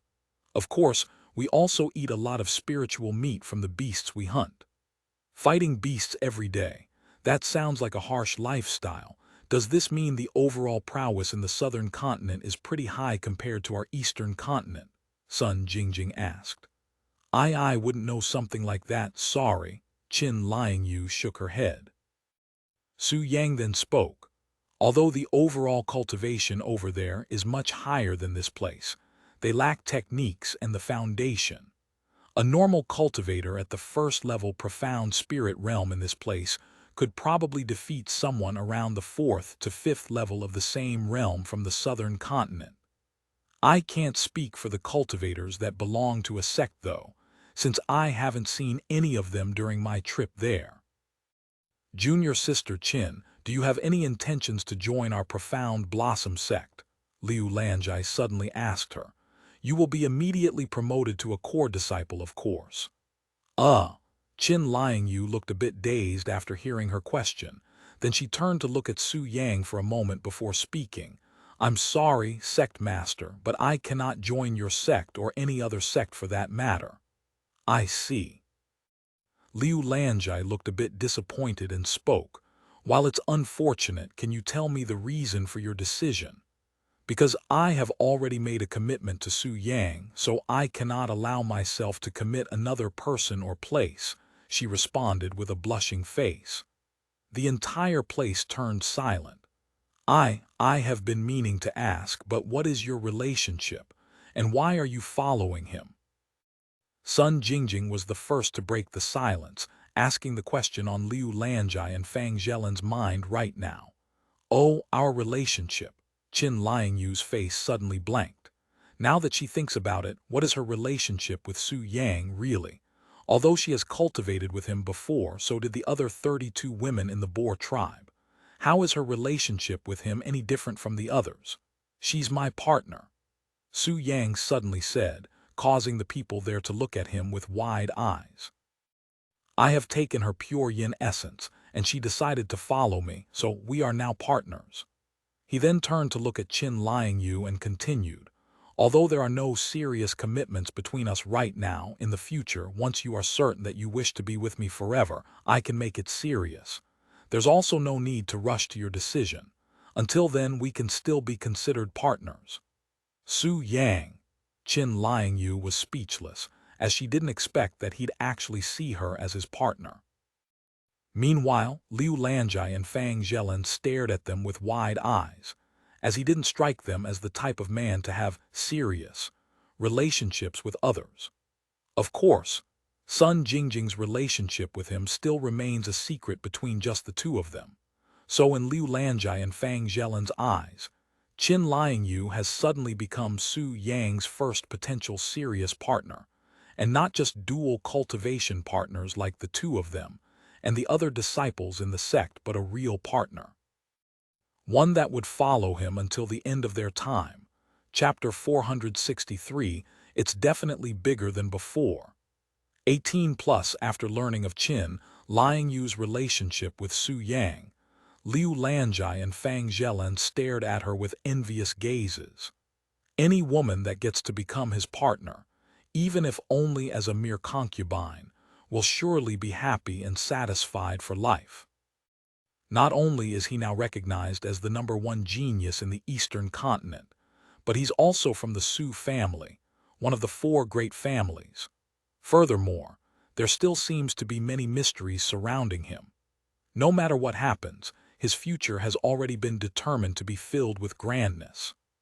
By the way, His Majesty, Lord Zai, has given us the instruction to meet him at the Zai family's household in 5 months' time to receive the rest of the rewards for winning the tournament. He also said that we should bring 3 disciples with us, as they will be entering the Celestial Pond for 7 days. The Celestial Pond, how are we going to pick which disciples to go? There are only 3 very limited spots, but we have 10 people who participated in the tournament and we cannot rule out the other disciples. You can exclude me from this Celestial Pond thing, Sect Master. Fang Zhelin suddenly spoke. Are you sure about that? This is a once-in-a-lifetime opportunity. Your cultivation will progress 100 times faster if you train there. And since you are allowed to cultivate there for 7 days, that's nearly 2 years of progression in 7 short days. I am content with my current cultivation, and I have already received more than enough from Su Yang, so you should pick someone else, someone with talent. Fang Zhelin was adamant on giving away her spot. I also don't need this spot, Sect Master. Sun Jingjing also refused this opportunity. You too. Liu Lanjai was dumbfounded. Logically, Sun Jingjing and Fang Zhelin qualify the most to cultivate in the Celestial Pond, as they were the most talented amongst the disciples, and for them to reject this opportunity, it was simply a waste. Although the Celestial Pond seems very interesting and will no doubt benefit me greatly, I have no need for it. Sun Jingjing then said. Such an unreasonable reason, Liu Lanjai was speechless. Suddenly Su Yang spoke. We have 5 months to decide, so let's think this through slowly. Our new disciple recruitment will be starting soon. We can give one of the spots to the most promising one at the end. After all, there's no reason why we can't give one of the spots to the new disciples. Furthermore, it can be used to lure in even more people to our Profound Blossom Sect, using the Celestial Pond as a bait to recruit new disciples. Only someone like you would dare to even think of such a thing, Liu Lanjai said with a dazed face. By the way, Sun Jingjing suddenly spoke. It's been a while since we last cultivated together, Su Yang. We have plenty of time until we return to the sect, so why don't we use this time to catch up? Hearing her words, Su Yang smiled. It's only been a week, though. A week too long, she responded with a cute chuckle. Why you want to cultivate now? Liu Lanjai looked at her with wide eyes. Just how shameless can this girl get? It'll be just like when we were going to Snowfall City. Unbelievable, Liu Lanjai speechlessly shook her head. Are you going to cultivate here? Qin Liangyu asked with a baffled expression. That's right. Do you also want to join us? Qin Liangyu didn't immediately answer. It had only been one day since she experienced dual cultivation for the first time in her life, and she's already going to do it before other people. Things were progressing way too fast. I don't care. If Su Yang wants me to cultivate, I will cultivate. She ultimately made Su Yang decide for her. You don't have to if you don't want to, you know, Su Yang said to her. And no, I don't mind it at all. After all, I have already experienced it with my eyes before. Qin Liangyu said, referring to the time she spied on the 32 girls cultivating with him at the same time. Then without further ado, Sun Jingjing suddenly stood up and removed her clothes, revealing her eager body and already slippery wet little sister to everybody in the carriage. How shameless! Liu Lanjai and Fang Zhelan shook their heads as they also removed their clothes. Qin Liangyu was the last one to strip, and when she eventually showed off her beautifully tanned skin, the other 3 girls stared at her unique body. What an amazing figure and beautiful pink color. It's almost like your body was created purposefully for dual cultivation. Do all girls from the southern continent have bodies like yours? Liu Lanjai praised her body with a somewhat envious gaze. I wouldn't know something like that.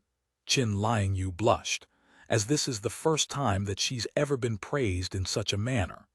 Meanwhile, Sun Jingjing and Fang Zhelan were entirely focused on the raging boner between Su Yang's legs, almost like they were mesmerized by it.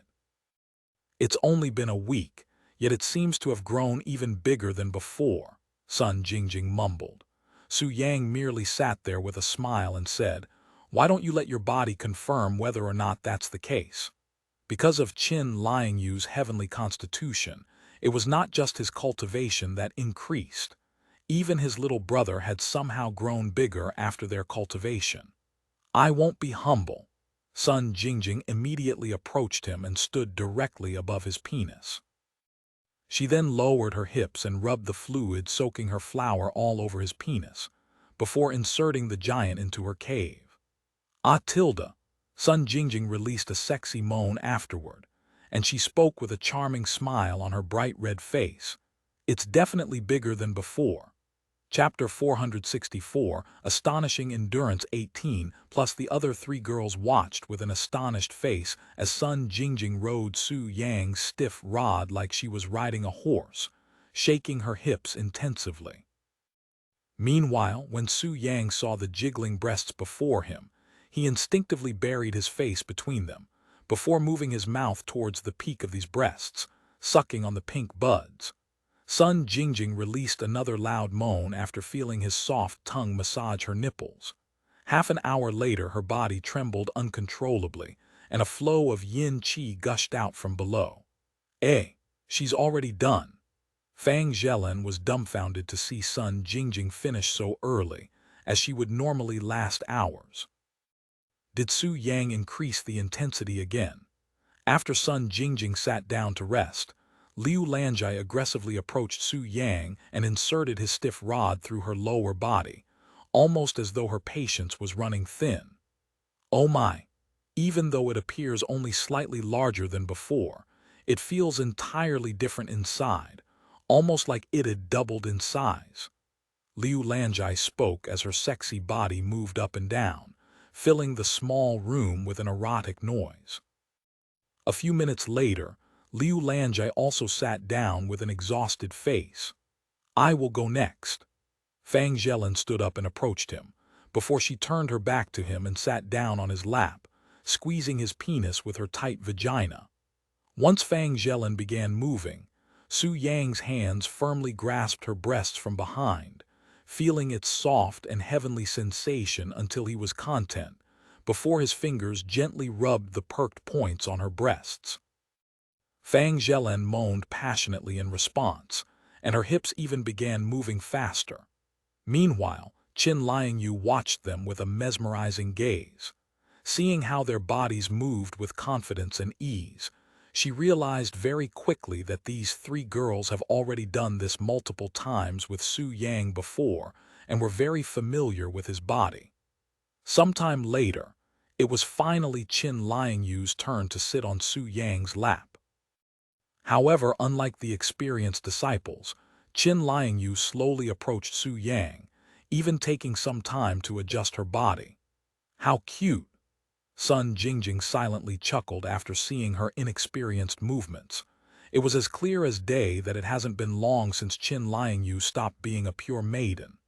However, as Qin Liangyu continued to cultivate with Su Yang, the other three girls became increasingly surprised until they were filled with shock.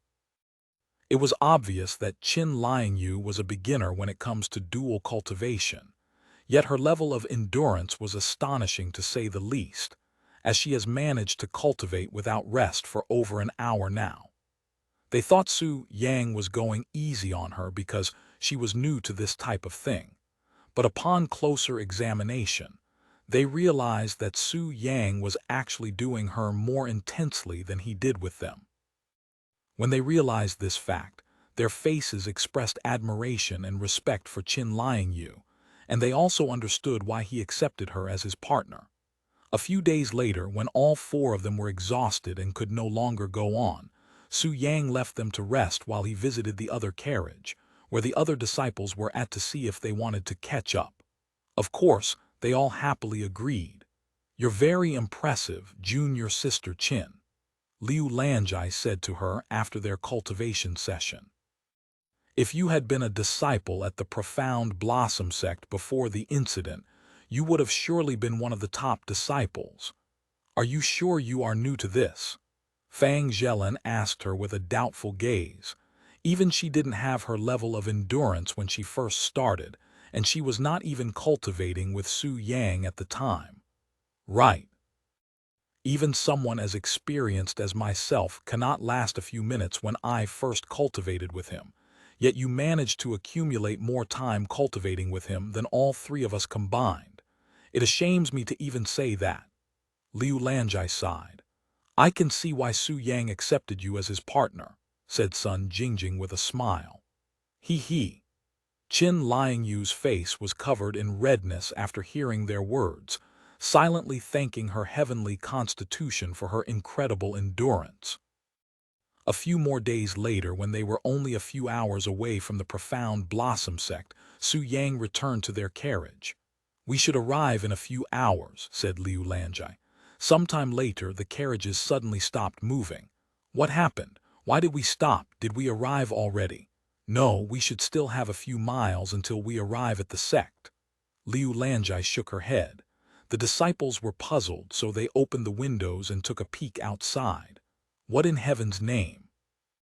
When Liu Lanjai and the disciples saw the scene outside, they were all overwhelmed with shock and confusion. "Why are there so many people lined up here?" Sun Jingjing exclaimed after seeing the massive queue of people that stretched into the horizon before them.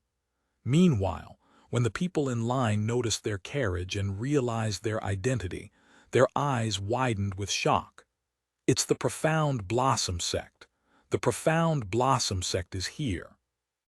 Someone suddenly shouted, causing everyone in the line to turn around and look at them. It's really the Profound Blossom Sect. In just a few short moments, hundreds of people surrounded the carriages like a pack of dogs before their food. "What's happening? Why are we suddenly surrounded?" The junior disciples were terrified by the scene outside. Meanwhile, the sect elders and Liu Lanjai left the carriage to understand the situation. "Who are you people, and what do you want from us?" Elder Sun asked them. After hearing that the Profound Blossom Sect had won the regional tournament, everyone here decided to visit the sect. However, we were told to line up and wait until their sect masters return, so we are now waiting. Waiting from here. The Profound Blossom Sect is miles that way, you know. Elder Sun spoke as he pointed to the horizon.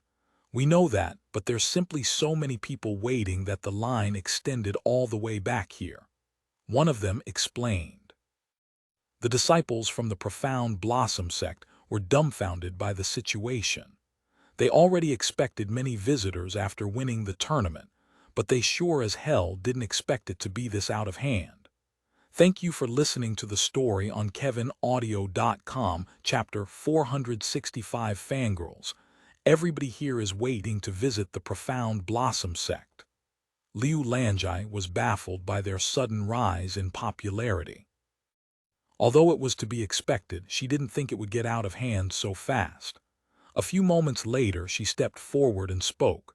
I am Liu Lanjai, sect master of the Profound Blossom Sect, and I am humbled by your enthusiasm to visit our sect, so once I return to the sect, I will immediately begin seeing guests.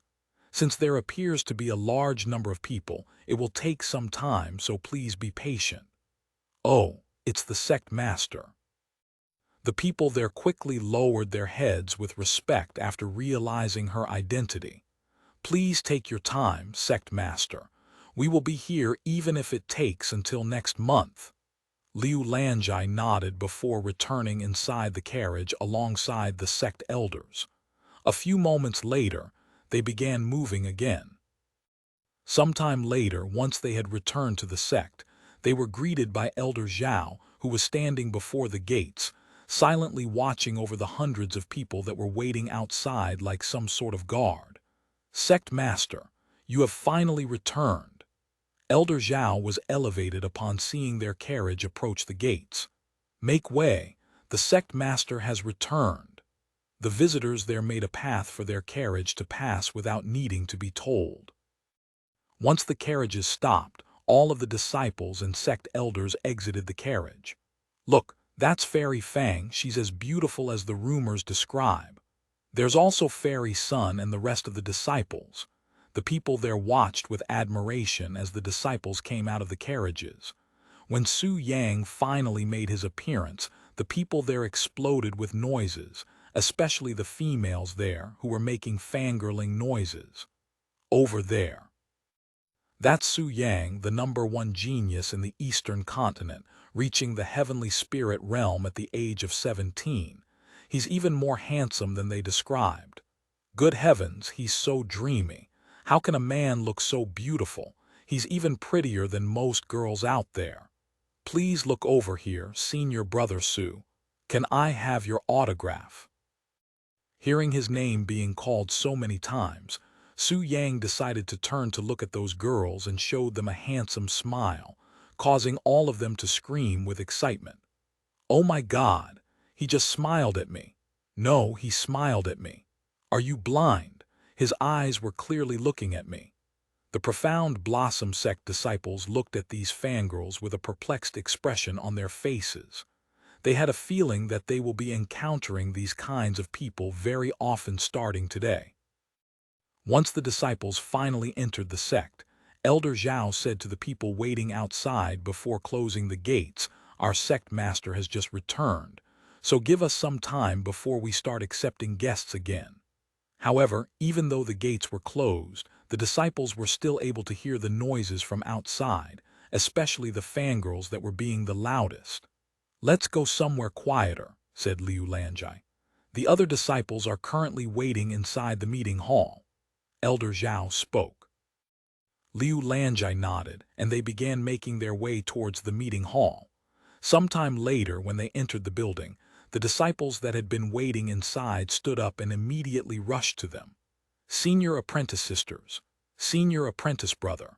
The disciples that did not travel to Snowfall City quickly surrounded those that just returned.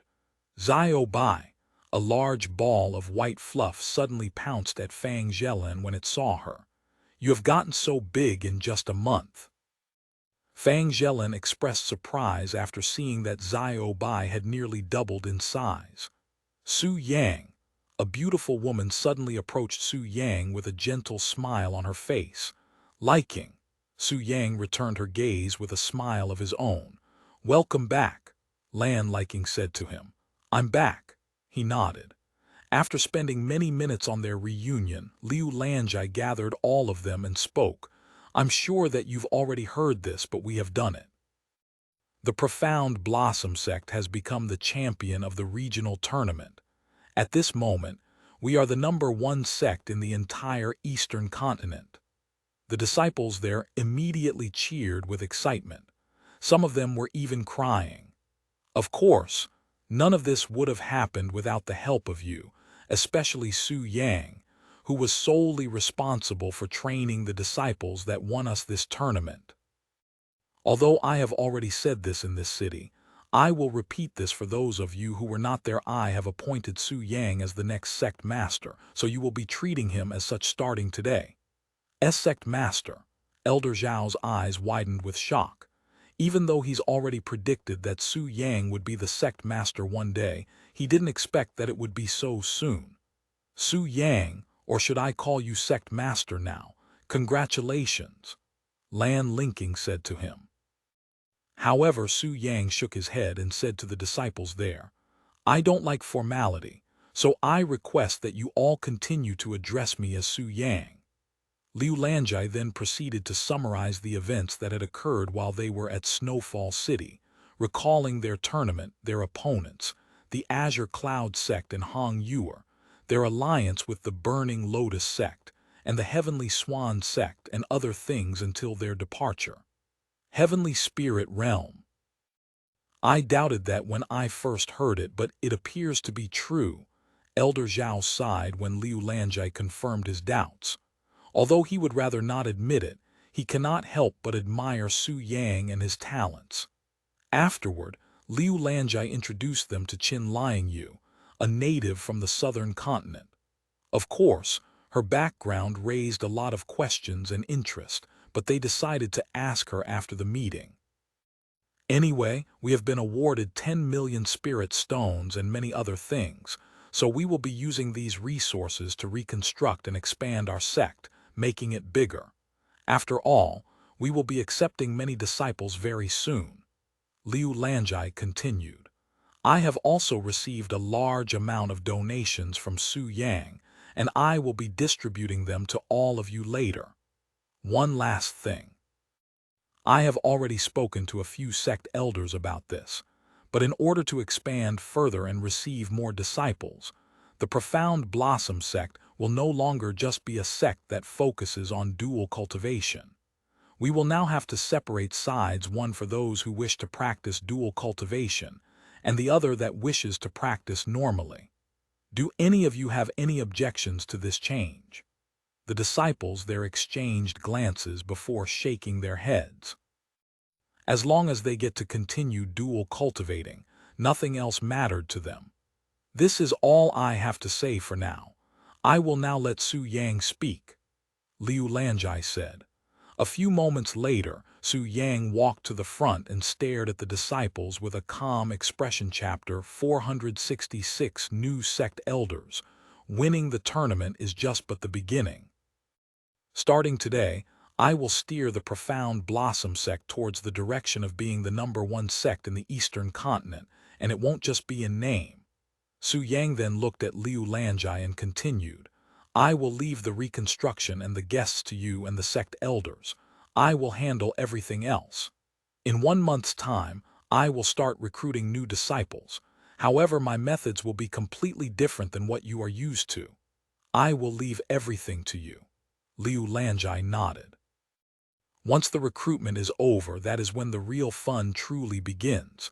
I hope that you will all enjoy it as much I will when that happens," Su Yang said with a mysterious smile.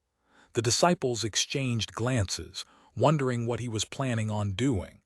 But alas, Su Yang is an unpredictable man, unbounded by normal boundaries, so anything was possible when it comes to him.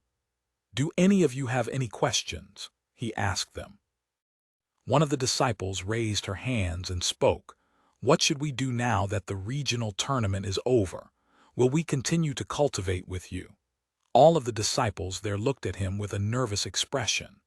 Now that the regional tournament is over, there is no longer any reason for him to cultivate with them.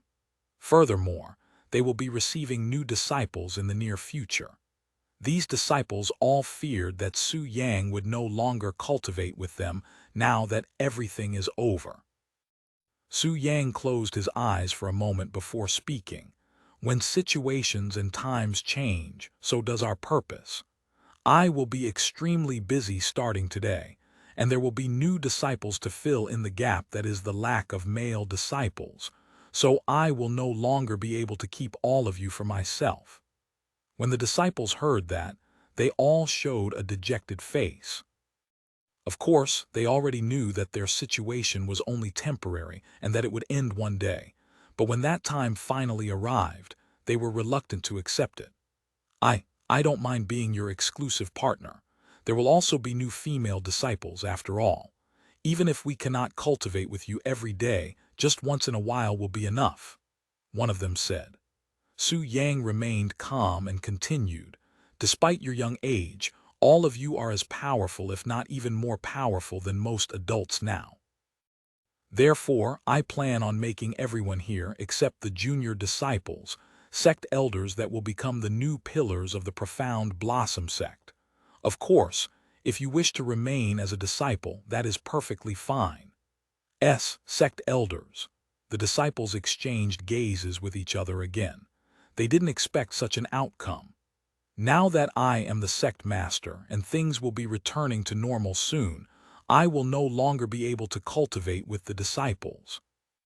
However, if they were sect elders, that would be a different story. While it won't be very often, I can make time every once in a while to assist the sect elders' cultivation. When the disciples heard his words, their sad expressions immediately turned into delight with wide smiles on their faces. I am willing to become a sect elder.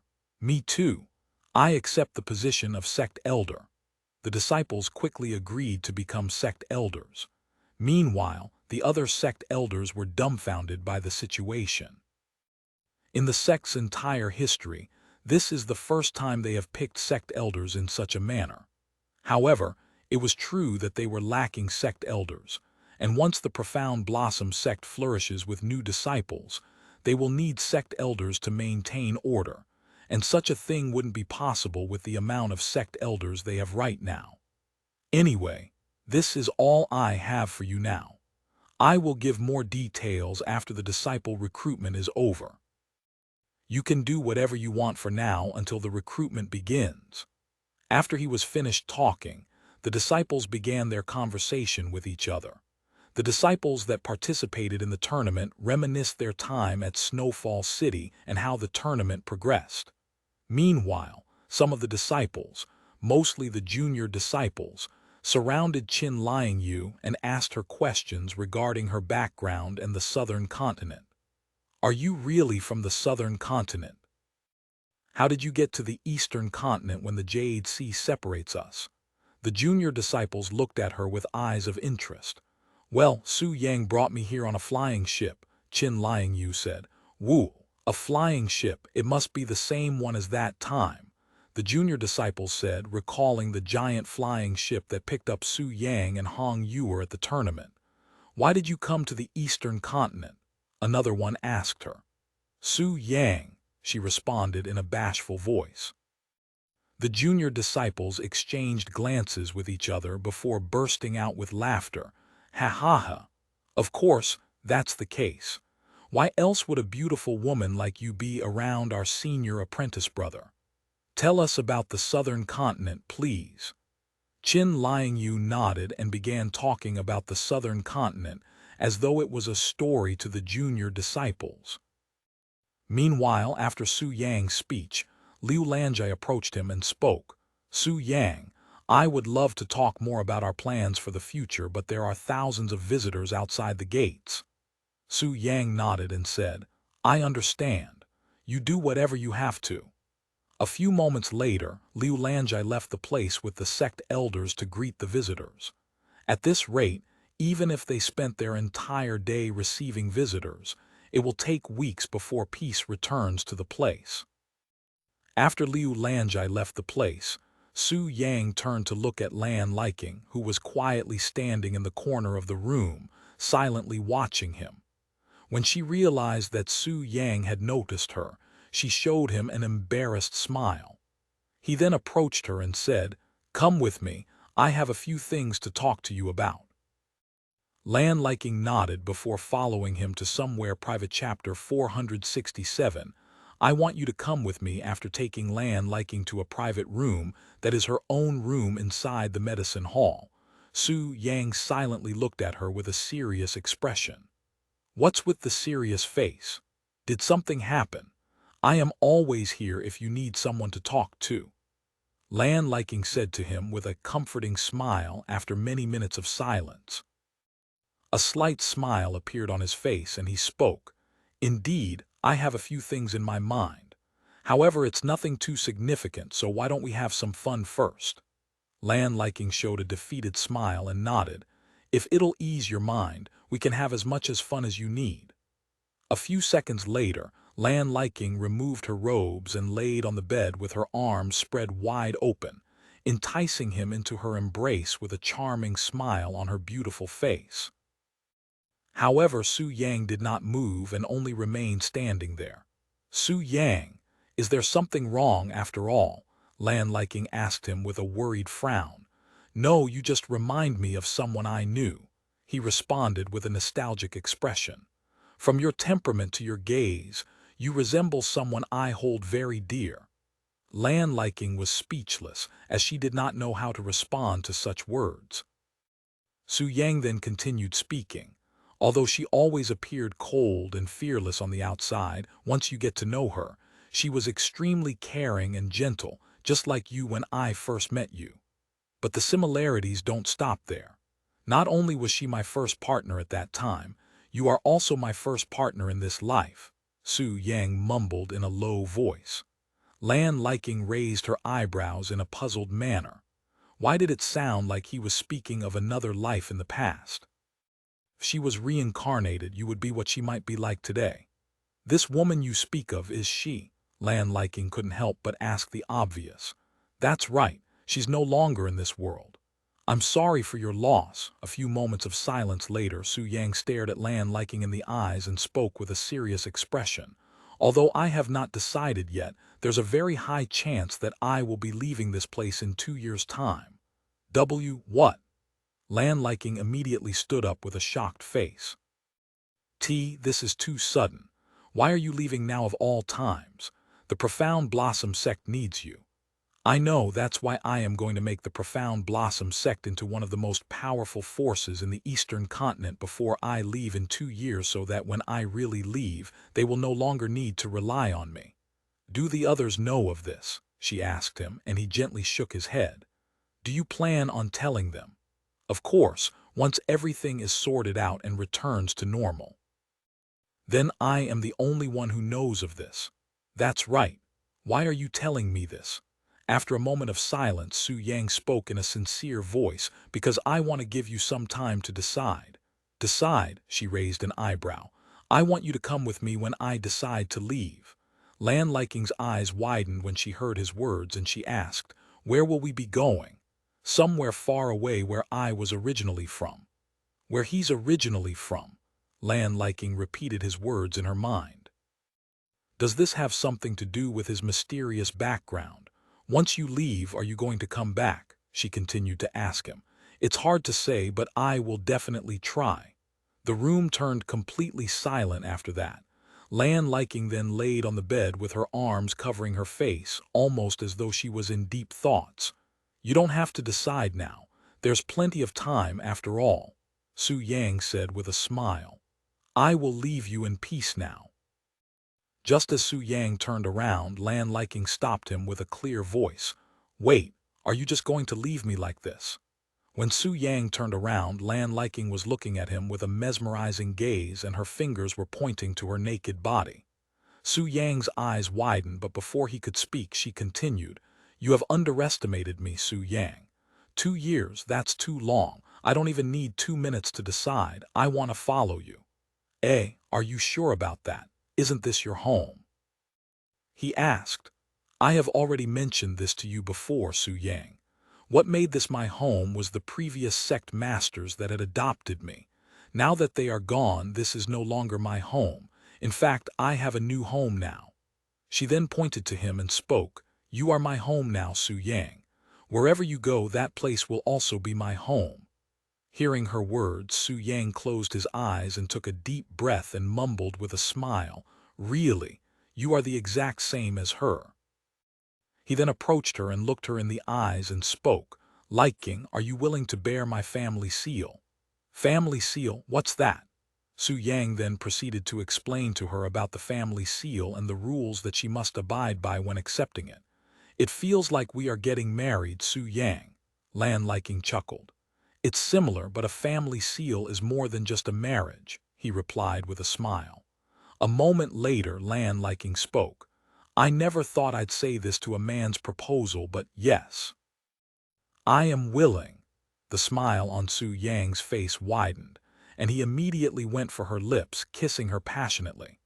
A few moments later, Su Yang also removed his robes. Before the two of them began their session of passionate dual cultivation. Chapter 468. Su Liking, ah. Lan Liking moaned gently as Su Yang slowly shook his hips. Although half an hour had passed since they began dual cultivation, Lan Liking was nowhere near exhausted, almost like Su Yang was going easy on her. "You are being awfully gentle today, Su Yang," Lan Liking said with a smile. "Though it's not like I don't enjoy it. It just feels very different than usual." Su Yang also smiled and said, "That's because I want the both of us to enjoy it for as long as possible." There was nothing special about the current dual cultivation session, as Su Yang wasn't deploying any of his techniques and was simply having casual sex with Lan Liking. The purpose of this session was not so he could improve his cultivation base or simply to pleasure the girl in his arms, but to deepen their connection. To Lan Liking, it felt like they were just two ordinary couples who had just gotten married and were connecting their bodies for the first time during their first night together, and it had this indescribable charm to it. The pace was neither fast nor slow, yet the pleasure she was feeling far exceeded anything she has felt before. Furthermore, despite feeling more stimulated, she was able to control her moaning and breathing with ease. "I feel blessed to have met you, Su Yang. I am even beginning to think that my incident was a blessing in disguise, as it allowed me to meet you. I am also glad that you accepted my unreasonable request before I consumed the pure yang flower." The two of them continued to cultivate for many hours, their bodies moving non-stop as though it was hypnotized. And the longer they cultivated, the clearer Su Yang's family seal began to appear on Lan Liking's body.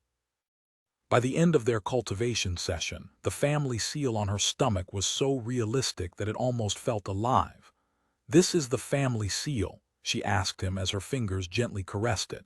He nodded and said, "Welcome to the family." "Does this make me Su Liking now?" she joked with a smile. "If you wish to use my surname, you have all the rights to." Hearing his unexpected answer, Lan Liking stared at him with a dazed face. "Then starting today, my name is Su Liking." Su Yang looked at her with wide eyes, as he didn't expect her to truly take his surname for herself. Even in the family, very few people decided to change their name. "My previous surname was given to me by the parents that had abandoned me. At least that was what the previous sect master told me when they found me, and I have always despised it. By the way, if you don't mind me asking, who was this person that I resemble?" "She was my wife, my first wife," he answered after a slight pause. "Huh?" Su Liking looked at him with wide eyes. "You already have a wife?" She sounded more surprised than disappointed. "I had a wife, but she died countless thousands of years ago." "Thousands of years?" Su Liking became even more confused. "Since you are now a part of my family, it's about time I tell you about my real background, the real Su Yang." Su Yang then popped an appearance-reforming pill into his mouth and transferred his immature appearance to that of his mature self, shocking Su Liking. This is my real appearance, the real Su Yang at least before my reincarnation. He then proceeded to explain to her his true identity. I was born in a place called the Four Divine Heavens, where I have already lived a life that far exceeded this one, and it is also the place where we will be going in 2 years. Due to circumstances, I died in that life. However, I was then reincarnated into this world as the same person, and it was not until I entered the Profound Blossom Sect that I recovered the memories of my past life. Su Liking stared at the exceedingly handsome man before her with a dazed face, seemingly in disbelief. Although she found it hard to believe that Su Yang had lived another life and was reincarnated, it explained why he has so much knowledge and his otherworldly talents. She always thought that Su Yang behaved too mature for his actual age, and to think that her suspicions had been true this entire time. It was simply too shocking. "What's on your mind?" Su Yang asked her with a calm expression. After a moment of silence, she spoke with a bashful smile. "You've become very handsome." "Is that so?" Su Yang chuckled. "So you don't mind my background?" Su Liking shook her head and spoke. "It was not your background that I fell in love with, so it doesn't matter where you came from or how you came to be. Just promise me that you will remain the same person I know." Su Yang nodded. "I promise," he mumbled in a gentle voice. After talking for a few more minutes, Su Liking spoke. "How about another round? I feel much better than before for some reason." Su Yang smiled, and the two returned to dual cultivation for a few more hours. Sometime later, Su Yang left the medicine hall, leaving Su Liking inside the room to rest. Once she fell asleep, the family seal on Su Liking's body began to glow a mysterious light, causing her to have a realistic dream. Inside her dream, she was lying naked on a bed, just like her current situation, and she could feel another presence on the bed right beside her. "Are you finally awake, Makey?" A familiar voice resounded beside her, causing her to turn her head. "Su Yang." Su Liking mumbled after seeing his handsome face sleeping beside her. Although this person looked exactly like current Su Yang, he felt vastly different and much more innocent. "I'm sorry if last night sucked. It was my first time," said Su Yang with an embarrassed smile. "I wouldn't know, since it was also my first time." She unconsciously responded to him with a gentle smile, feeling as though she'd said these exact same words before chapter 469 Vivid Dreams. As Su Liking slept, her dream became more and more vivid, and the dream slowly appeared to be more realistic, almost as though they were actually memories and not just a mere dream. "What's your name, young man?" "Su Yang." "Then, as promised, since you have defeated me, I shall become your wife, Su Yang." Inside her dream, Su Liking saw herself kneeling on the floor with an exhausted look, and standing proudly before her with a sword in his grasp was Su Yang, and it appears that he defeated her in some sort of duel. A few moments later, her dream skipped to another scenario where they were naked on the bed, and Su Yang was trying his best to pleasure her, but one could tell how poorly his techniques were at glance. "I'm coming, Makey," Su Yang exclaimed as his body trembled with delight, ejecting his hot liquid into her body. After his ejaculation, Su Yang passed out on her chest before sleeping like a baby. The scenarios changed again, and it appeared to be after their dual cultivation. "Are you finally awake, Makey?" Su Yang asked her. He then continued in a bashful voice, "I'm sorry if last night sucked. It was my first time." "I wouldn't know, since it was also my first time," Su Liking replied. "I will do better next time to please you, I swear." Su Yang smiled innocently. The scenarios suddenly changed again. "You had another breakthrough. It's only been a month since your last one, Su Yang. At this rate, you'll surpass me in just a few more months," Su Liking said with a beautiful smile on her face. And again, "Su Yang, do you think I will ever be able to bear your child? It's been 10 years since we've married, and we do it every day, but I am still unable to." "It's fine, Makey. I don't care if you can conceive or not. I am content with just having you in my life." The scenario changed once more. "I'm sorry, Su Yang, for being such a worthless wife. I wouldn't blame you even if you decide to find another woman to conceive your child. After all, someone as talented as you deserve better than me." Su Liking spoke with tears in her eyes. "When will you stop saying such nonsense, Meiki? How many times have I told you that even if you cannot conceive my child, I will never leave you alone?" Su Yang wiped her tears with a gentle smile. "But I am already getting old and my cultivation has long reached its limits. If I cannot conceive within the next 5 years, all hope is lost." Su Liking cried even harder. However, Su Yang merely embraced her and mumbled in a low voice, "I didn't marry you so you can conceive my child, Meiki. I married you because I love you." "I'm sorry, Su Yang. I am truly sorry." It was at this moment Su Liking's eyes snapped open. She immediately sat up on the bed and looked at her own hands that were trembling uncontrollably. What was that realistic dream just now?" She mumbled to herself with her body soaked in sweat, almost like she had a nightmare. However, the longer she was awake, the more the dream began to slip from her mind, almost as though it was being erased. After sitting on the bed for many minutes with a confused face, she got off the bed to wash the sweat from her body. That was clearly Su Yang, yet there was something vastly different about him. Just what was that dream? Su Liking pondered to herself as she gently touched the family seal on her body. Although it was clearly just her dream, it was also too vivid and realistic to be just a dream. Meanwhile, after he left the medicine hall, Su Yang returned to his own living quarter, where Qiyu and Xiao Rong were waiting for him. "You are finally back, master." Xiao Rong jumped at him with her arms wide open, acting just like a child after not seeing her parents for a long time. While 1 month of time is almost nothing for an ancient realm entity like Xiao Rong, she found out that time passes by much slower without Su Yang being beside her, and it was an uncomfortable feeling that she could not fully understand. "Did anything happen while I was gone?" Su Yang asked her while he carried her in his arms. "A few suspicious humans tried to enter the sect, so I killed them all." Xiao Rong responded in a nonchalant manner, almost like she was talking about killing bugs. "What did those humans look like?" Su Yang raised his eyebrows.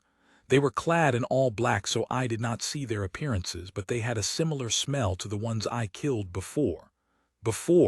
Su Yang could only recall Xiao Rong killing people from the Million Snakes sect. "When did this happen?" 2 weeks ago. While the regional tournament was still ongoing, huh? Should I go ahead and kill all of them?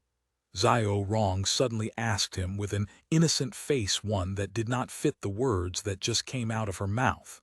"You don't have to dirty your hands by killing them. I am also interested in what they will do next now that their plan has failed. Either way, they cannot harm us no matter what they do." Another reason why he didn't want Xiao Rong to exterminate the Million Snakes sect was because he wanted to be the one to deal with them personally. "Anyway, I will be making a trip to the Burning Lotus sect now, so I want you to continue protecting this place." "I want to go with you this time, master," Xiao Rong said to him with pleading eyes. When did she learn to make such an expression? Su Yang thought to himself. "Qiyu, can you protect this place in her stead for a bit?" He turned to look at her. "I don't care, but what if someone comes looking for you? Just tell them where I went." "Are you sure?" Qiyu looked at him with an eyebrow raised. "They are already aware of our relationship anyway, and there's no longer any reason for me to hide you any longer, since I am no longer a mere disciple in an unknown world."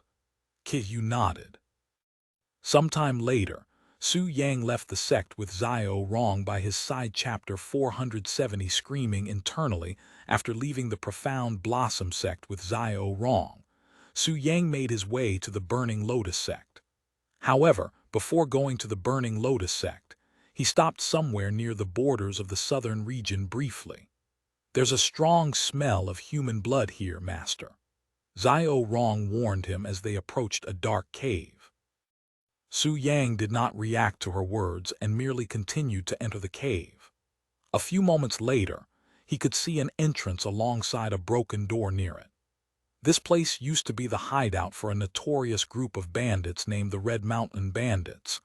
But after Su Yang rescued the junior disciples, he went ahead and killed every single bandit that was in this hideout, creating a small sea of blood inside, even rescuing the prisoners within. Once they reached the entrance of the hideout, they were greeted by an entire floor of dried-up blood that was inches thick, and in the middle of this bloody floor, there appeared to be a red-colored plant sprouting there. At this rate, it should be fully grown and ready to harvest in 4 months.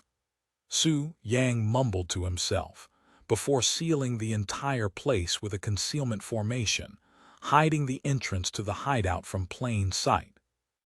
Even if one had the ability to see through his concealment formation, they would not be able to enter it without destroying the formation, something that was simply not achievable by the people of this world that has barely grasped even the surface of formations. "Can I eat that, master?" Xiao Rong suddenly asked him, as the sprout was emitting an enormous amount of spiritual energy. Although it does not have enough profound qi to benefit her current cultivation base even slightly, it would serve as a great snack for her. "You cannot eat that," he shook his head and said.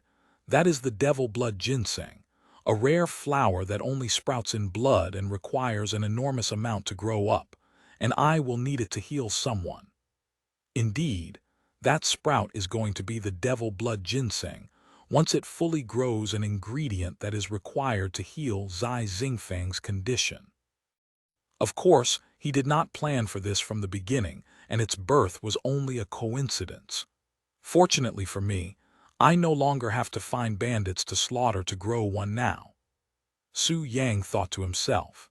If the devil blood ginseng did not appear here, he had planned to look for bandits to kill and create a pool of blood with his own hands, as that would be the only method to obtain the devil blood ginseng.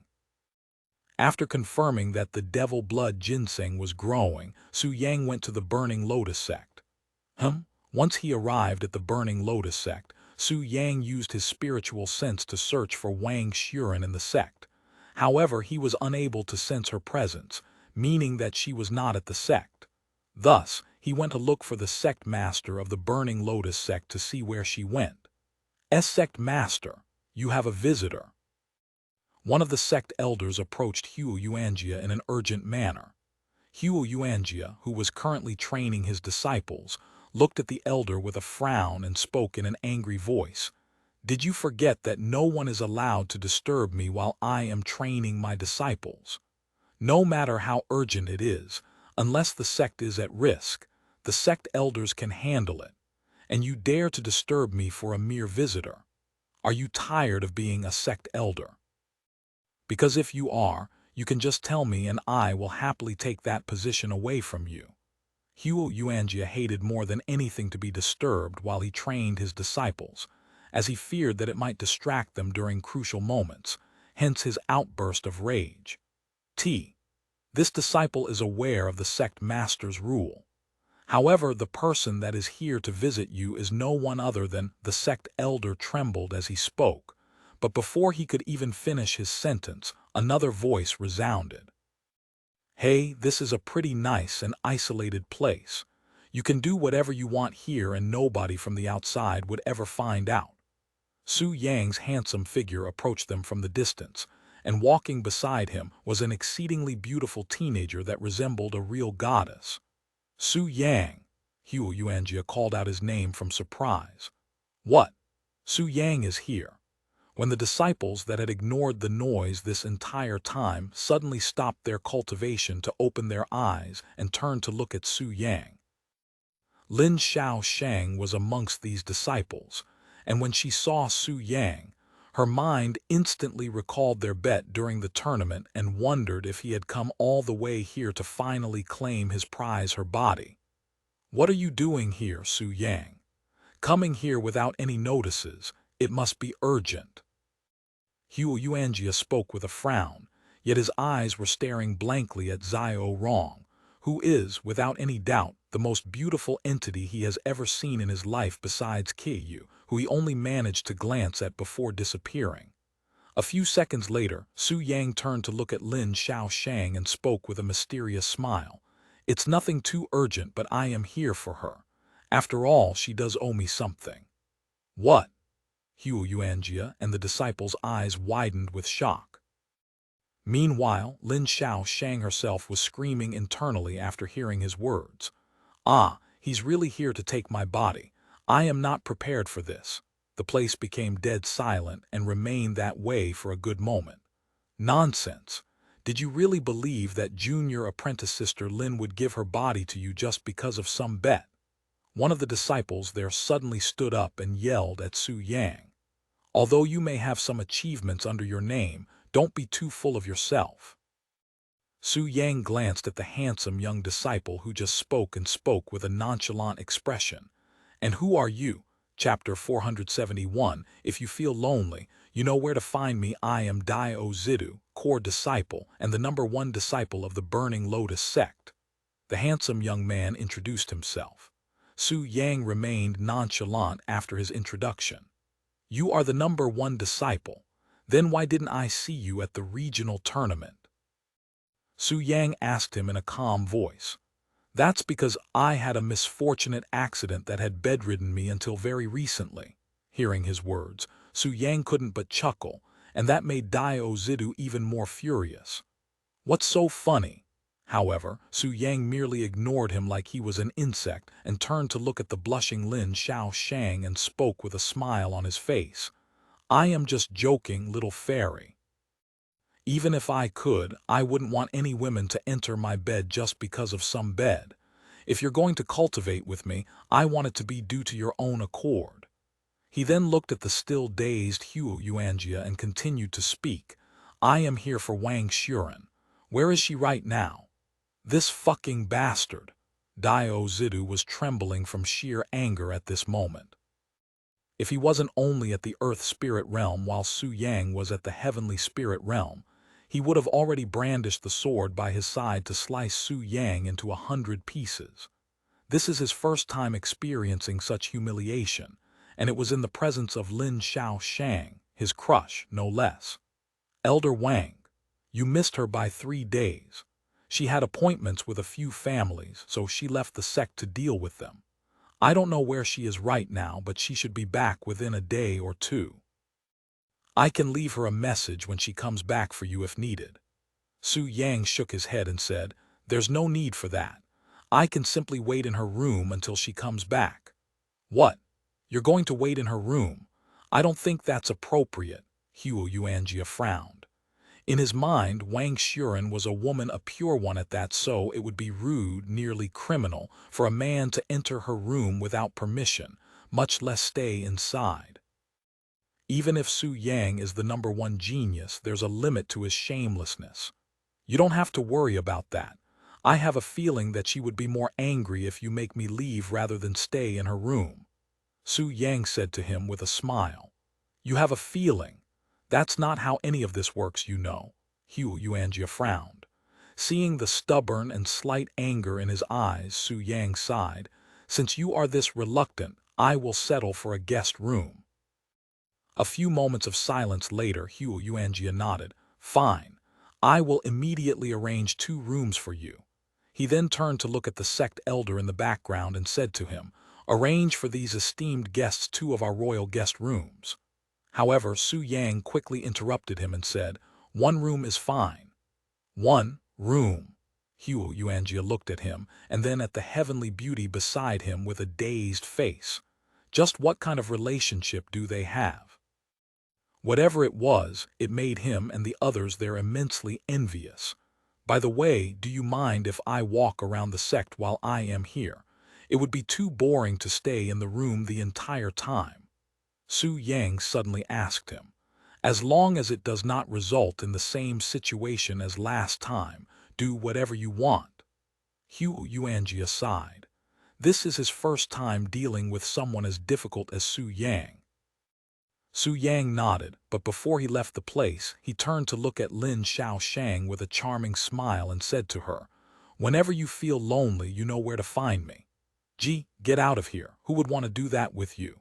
Lin Xiaoshang responded in an outburst that was filled with embarrassment. Meanwhile, the other few females there showed an envious expression after witnessing their relationship. They also wanted to be within Su Yang's gaze. Ha ha ha. When Su Yang noticed this, he chuckled and said out loud, "Of course, if any of you here are feeling lonely or simply need advice in cultivation, you can give me a visit. I have plenty of free time after all." After saying those words, Su Yang left the place, leaving Xianxia and the disciples inside dumbfounded. Once he left the place, he followed the sect elder to a place that was further inside the sect, somewhere near the core disciples' living quarters. Compared to the Profound Blossom Sect's living quarters, the spiritual energy there was rich and abundant, and the atmosphere was also quite nice. When the other disciples there noticed Su Yang's presence, they all stopped whatever they were doing to stare at him with wide eyes. The female disciples stared at Su Yang with loose jaws, whilst the male disciples stared at Xiao Rong with watery mouths. In their eyes, despite being only a few meters away from them at most, it felt like they were actually living in different worlds. The unfathomable aura coming from Su Yang and the otherworldly feeling from Xiao Rong made the disciples there feel as insignificant as ants, like they were mere mortals before two supreme beings. Wherever the two walked, the surroundings would instantly become dead silent and still, almost as though time had stopped for everyone there besides Su Yang and Xiao Rong. As for the sect elder leading them, he was barely able to walk in a straight line because of the pressure behind him. But fortunately for him, he did not have to look at them, so it made it much easier for him to breathe. Even escorting real royalties wouldn't be this demanding. The sect elder cried inwardly as they approached their living quarter.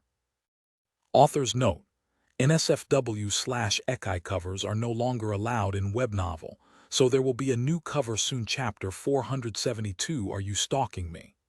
After Su Yang left their training ground, Lin Xiaoshang stood up and said to Xianxia, "I am sorry, sect master, but please excuse me for the rest of the day. My peace has been disturbed, and I am no longer in the mentality to cultivate." Xianxia did not blame her and nodded. "Go." Even if Lin Xiaoshang continued to cultivate, it would actually be a risky situation for her, since cultivating with a disturbed mind is incredibly dangerous. One wrong move and her body could be harmed. After Lin Xiaoshang left the training ground, the other disciples also raised their hand and said, "Sect Master, I am also no longer in the mood to cultivate." "Me too, Sect Master." Xianxia rubbed his temples and spoke in an exhausted voice. "All of you may leave. I will cut today's lecture short, but I will make it up during our next session." Even he was not in the mood to lecture after seeing Su Yang's face, especially since his heart is still beating like war drums after meeting Xiao Rong for the first time. He felt like he was living his younger days, where every beauty that walked past him would cause his heart to tremble. "Junior apprentice Sister Lin, are you okay?" Dio Zidu approached her afterward and said, "You should just ignore that man. Nothing good will come out of associating with a person like him." However, almost as though she couldn't hear him, Lin Xiaoshang continued to walk in silence, and on her face was a dazed expression, looking like she had been bewitched. "Junior apprentice Sister Lin." Dio Zidu stopped following her and stared at her with wide eyes. After leaving the training ground, Lin Xiaoshang returned to her living quarter at the center of the sect, where only core disciples and sect elders dwell. Once she was in her room, Lin Xiaoshang sat by the window and stared at the sky, still with a dazed face. "What is this I am feeling?" she mumbled to herself. Her heart was beating irregularly, and her entire body felt warm, almost hot. If her profound qi wasn't stable at this moment, she would have thought that she was poisoned. After sitting by the window for an unknown amount of time, Lin Xiaoshang suddenly looked at the building that was directly in front of hers. According to her knowledge, this place has been unoccupied for a few years now, yet someone was leaving that exact building. Lin Xiaoshang watched as the door to that building opened, and a tall figure came out of the house a moment later. What? When Lin Xiaoshang realized that it was Su Yang who just came out of that unoccupied, she stood up with surprise. What are you doing in a building that's meant for core disciples? There are no guest rooms around this area.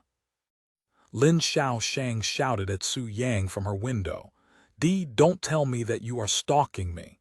Lin Xiaoshang trembled when she realized the possibility that she was being stalked by him. You live here. Su Yang looked at Lin Xiaoshang standing at the window with a nonchalant expression and continued. The profound qi in this area appears to be the best in the entire sect, so I asked to stay here for now. And this building happened to be unoccupied, so the sect elder agreed to allow me to stay here temporary. Of course, the only reason the sect elder agreed to Su Yang's request was because he wanted to separate from Su Yang as soon as possible, as he could no longer endure Su Yang's intense presence, but the royal guest rooms were still many minutes away. I don't believe it, Lin Xiaoshang said. There were simply too many coincidences for her to trust his words. Su Yang shrugged and said, I will only be here for a day or two at most. A few hours is more than enough for you to sneak inside my room and assault me, much less an entire day. There's no need to be so paranoid. Like I'd said many times by now, I won't do anything that will tarnish my pride as a man, and forcing myself into any innocent woman's body is simply a line that I will never cross. Anyway, I don't have the time to entertain you right now. If you want to talk more, you know where to find me. Su Yang said in a nonchalant voice before walking away. Where is he going after just settling down? How suspicious. Lin Xiaoshang thought to herself. She was certain that Su Yang had some ulterior motive for coming to the Burning Lotus sect unannounced. Thus, Lin Xiaoshang decided to follow Su Yang to see where he was going. Of course, she did not follow him in the open and remained many meters behind him, even hiding in the shadows and whatnot, acting like a real stalker. Sometime later, Lin Xiaoshang followed Su Yang to a building that was not too far away from their own living quarters. After he reached his destination, Su Yang knocked on the door to that building and silently waited outside. This building belongs to Lin Xiaoshang tried to recall who lived in that building. In the midst of her thoughts a few moments later, the door opened, and a very pretty girl with a nice figure emerged from inside the building. When Lin Xiaoshang saw the face of this figure, her eyes widened with surprise. At the same time, when the girl that came out saw Su Yang's face, her face brightened with surprise and delight. Su Yang, what are you doing here at the Burning Lotus sect? Zhang Ziying covered her mouth and spoke in a pleasantly surprised tone. I am here to visit. Su Yang responded with a smile on his face. Please, come inside. Zhang Ziying quickly welcomed him into the building. Su Yang nodded and walked inside the next moment, disappearing from Lin Xiaoshang's view. Chapter 473 Untouchable Princess. That disciple looked very familiar. Lin Xiaoshang pondered to herself after Su Yang entered the building. A few minutes later, she finally recalled the disciple named Zhang Ziying. That's right. She's the untouchable princess, Zhang Ziying. After the incident with Su Yang, where he trashed many disciples at the Burning Lotus sect and even threatened the sect master Xianxia, he'd warned them that Zhang Ziying was his friend, and that if she was ever to be harmed that he'd return for revenge. Ever since that incident and Su Yang's warnings, the disciples and sect elders alike treated Zhang Ziying as though she was a princess, not even daring to glance at her, hence her nickname, the Untouchable Princess. Furthermore, her cultivation base had increased significantly since the incident, becoming a core disciple a few months later. At this moment, Xianxia is akin to a goddess within the Burning Lotus sect, an entity that lived in a different world from them. This is especially true after Su Yang defeated Hong Yuer and became the #1 genius of the Eastern continent. The more people feared Su Yang, the more the disciples in this place feared Zhang Ziying, as she was directly under Su Yang's protection. What is their relationship with each other anyway? Lin Xiaoshang couldn't help but become interested. A few moments later, she used another concealing technique to further conceal her aura so that not even a sliver of her presence would be sensed. With her presence and aura completely concealed, it was almost as though Lin Xiaoshang had turned into a ghost, an entity that did not exist in this world. After she was confident that she'd performed her concealment technique perfectly, Lin Xiaoshang approached Zhang Ziying's living quarters and spied inside through the windows. "So why did you really come to the Burning Lotus sect, Su Yang?" Zhang Ziying asked him after serving him some tea. "I have some business with Wang Xuren. Senior Wang. She's not at the sect right now. I know, that's why I will be staying here until she returns." Zhang Ziying covered her mouth in surprise after hearing his words. "You are staying here?" Su Yang calmly nodded his head after sipping the tea.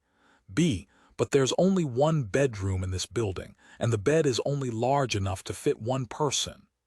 Zhang Ziying seems to have misunderstood Su Yang's words when he said that he'd be staying there. Su Yang chuckled after seeing her reaction and said, "I didn't literally mean that I'd stay here. I meant the sect when I said here. I live about 10 minutes away from here." Oh, I'm sorry for the misunderstanding." Zhang Ziying blushed deeply. "You know, even if the bed is small, it should still be enough to fit 2 people if they sleep close to each other."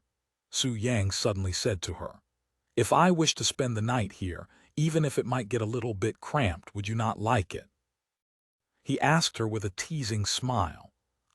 If you don't mind feeling a little bit uncomfortable sleeping with such limited space," she replied a moment later with her ears burning red.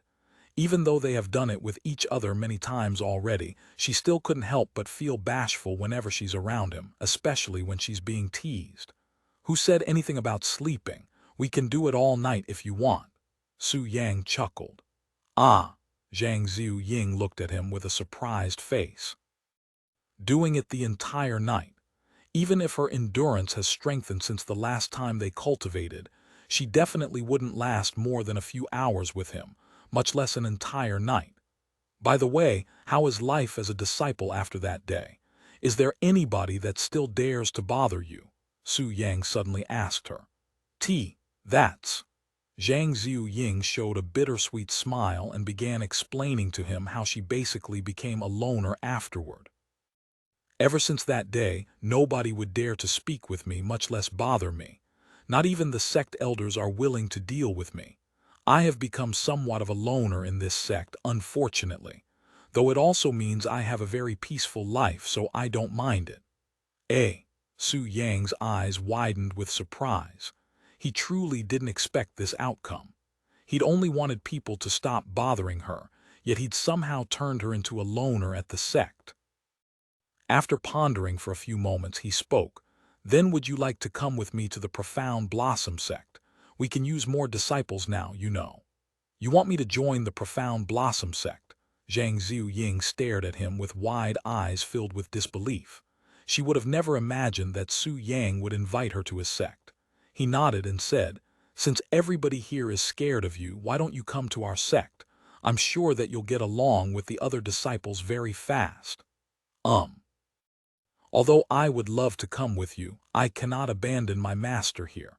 She's the only reason why my cultivation base has reached this level in such a short time, and I doubt she'll agree to me leaving the Burning Lotus sect after spending that many resources on me." "Your master, Wang Xuren?" he asked, and she nodded. "Why don't you talk to her about this matter when she returns? I'm sure she'll be more than happy to let you come with me. I'll even go with you." "Really? You think Senior Wang will allow me to go to the Profound Blossom Sect?" Zhang Ziying looked at him with hopeful eyes. I'm certain. He nodded with a confident smile. Meanwhile, Lin Xiaoshang listened to their conversation with disbelief on her face. This Su Yang, he's actually poaching our disciples, and she's even a core disciple. How shameless! She cried inwardly. Chapter 474. Lying before her face. After talking with each other for many minutes, Zhang Ziying stood up and walked to the room a few feet away and opened the door. A sweet fragrance escaped from the room, a smell that was also present on Zhang Ziying's body. It was obviously her bedroom. Su Yang, you didn't come here just to have casual conversations with me, right? However, Su Yang shrugged with a smile on his face and said, "Who knows? Maybe I am here just to talk." Zhang Ziying looked at him with a surprised face. A moment later, Su Yang chuckled, "I'm just joking, but let's do it here instead." He suddenly grabbed her arm and pulled her to him before laying her on the table. "Ah, you want to do it here?" Zhang Ziying exclaimed in a startled voice. "You don't want to?" Su Yang whispered in her ears while his fingers caressed her thighs. Zhang Ziying trembled upon feeling his gentle breath in her ears and the tingling sensation crawling up her legs.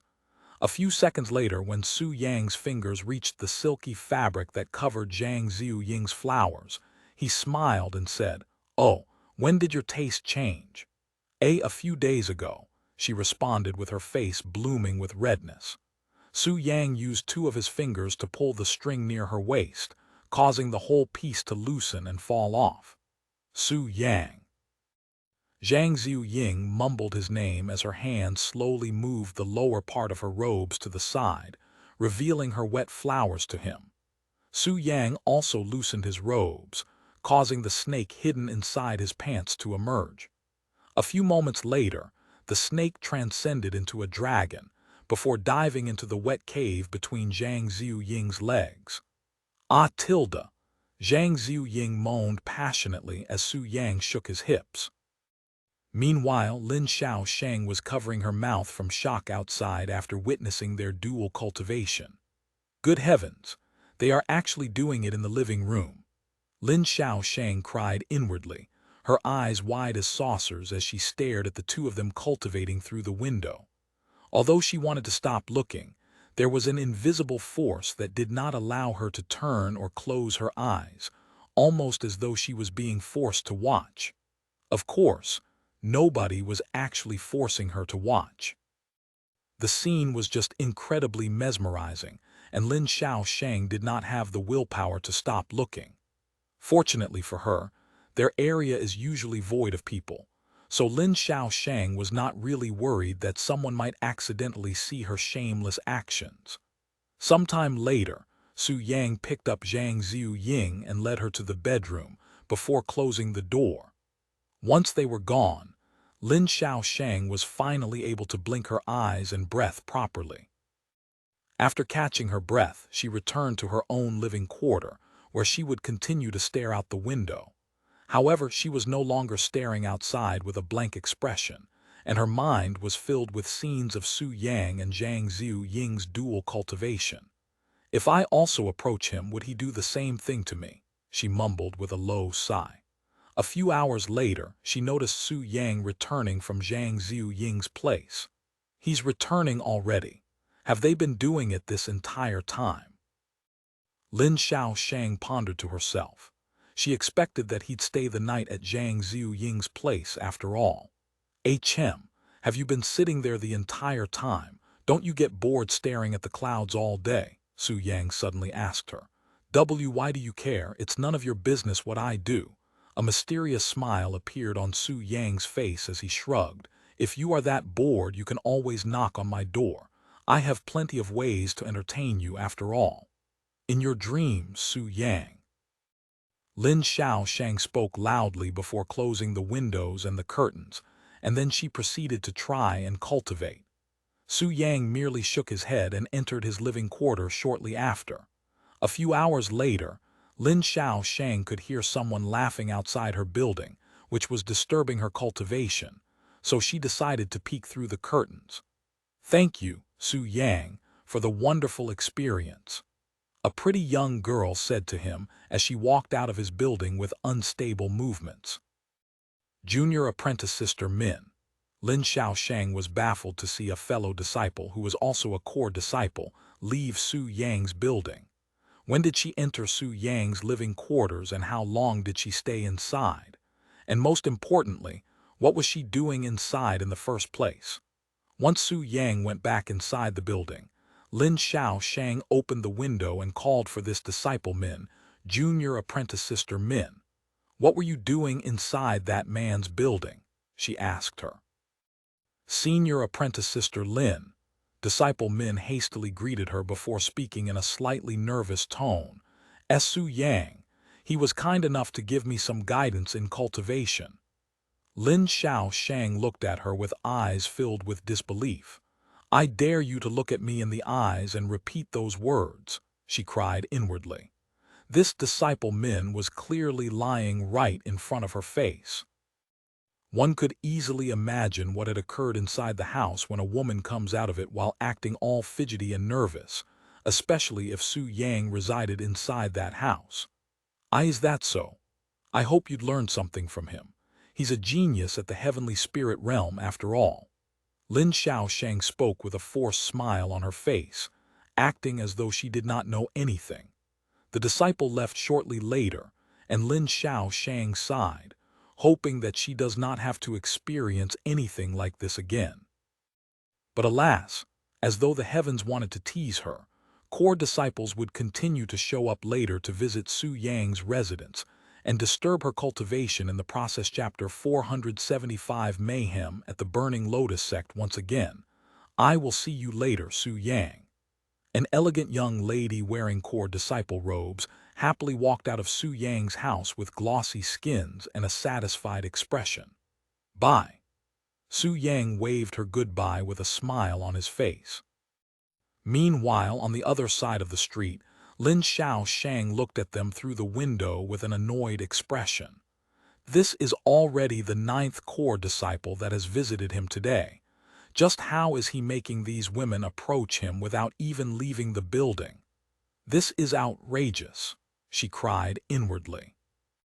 Ever since Su Yang returned to his living quarter for the first time, he hasn't stepped out of the doors again, yet he was able to attract these core disciples into his house, and this has stumped Lin Xiaoshang, who couldn't cultivate peacefully because of them.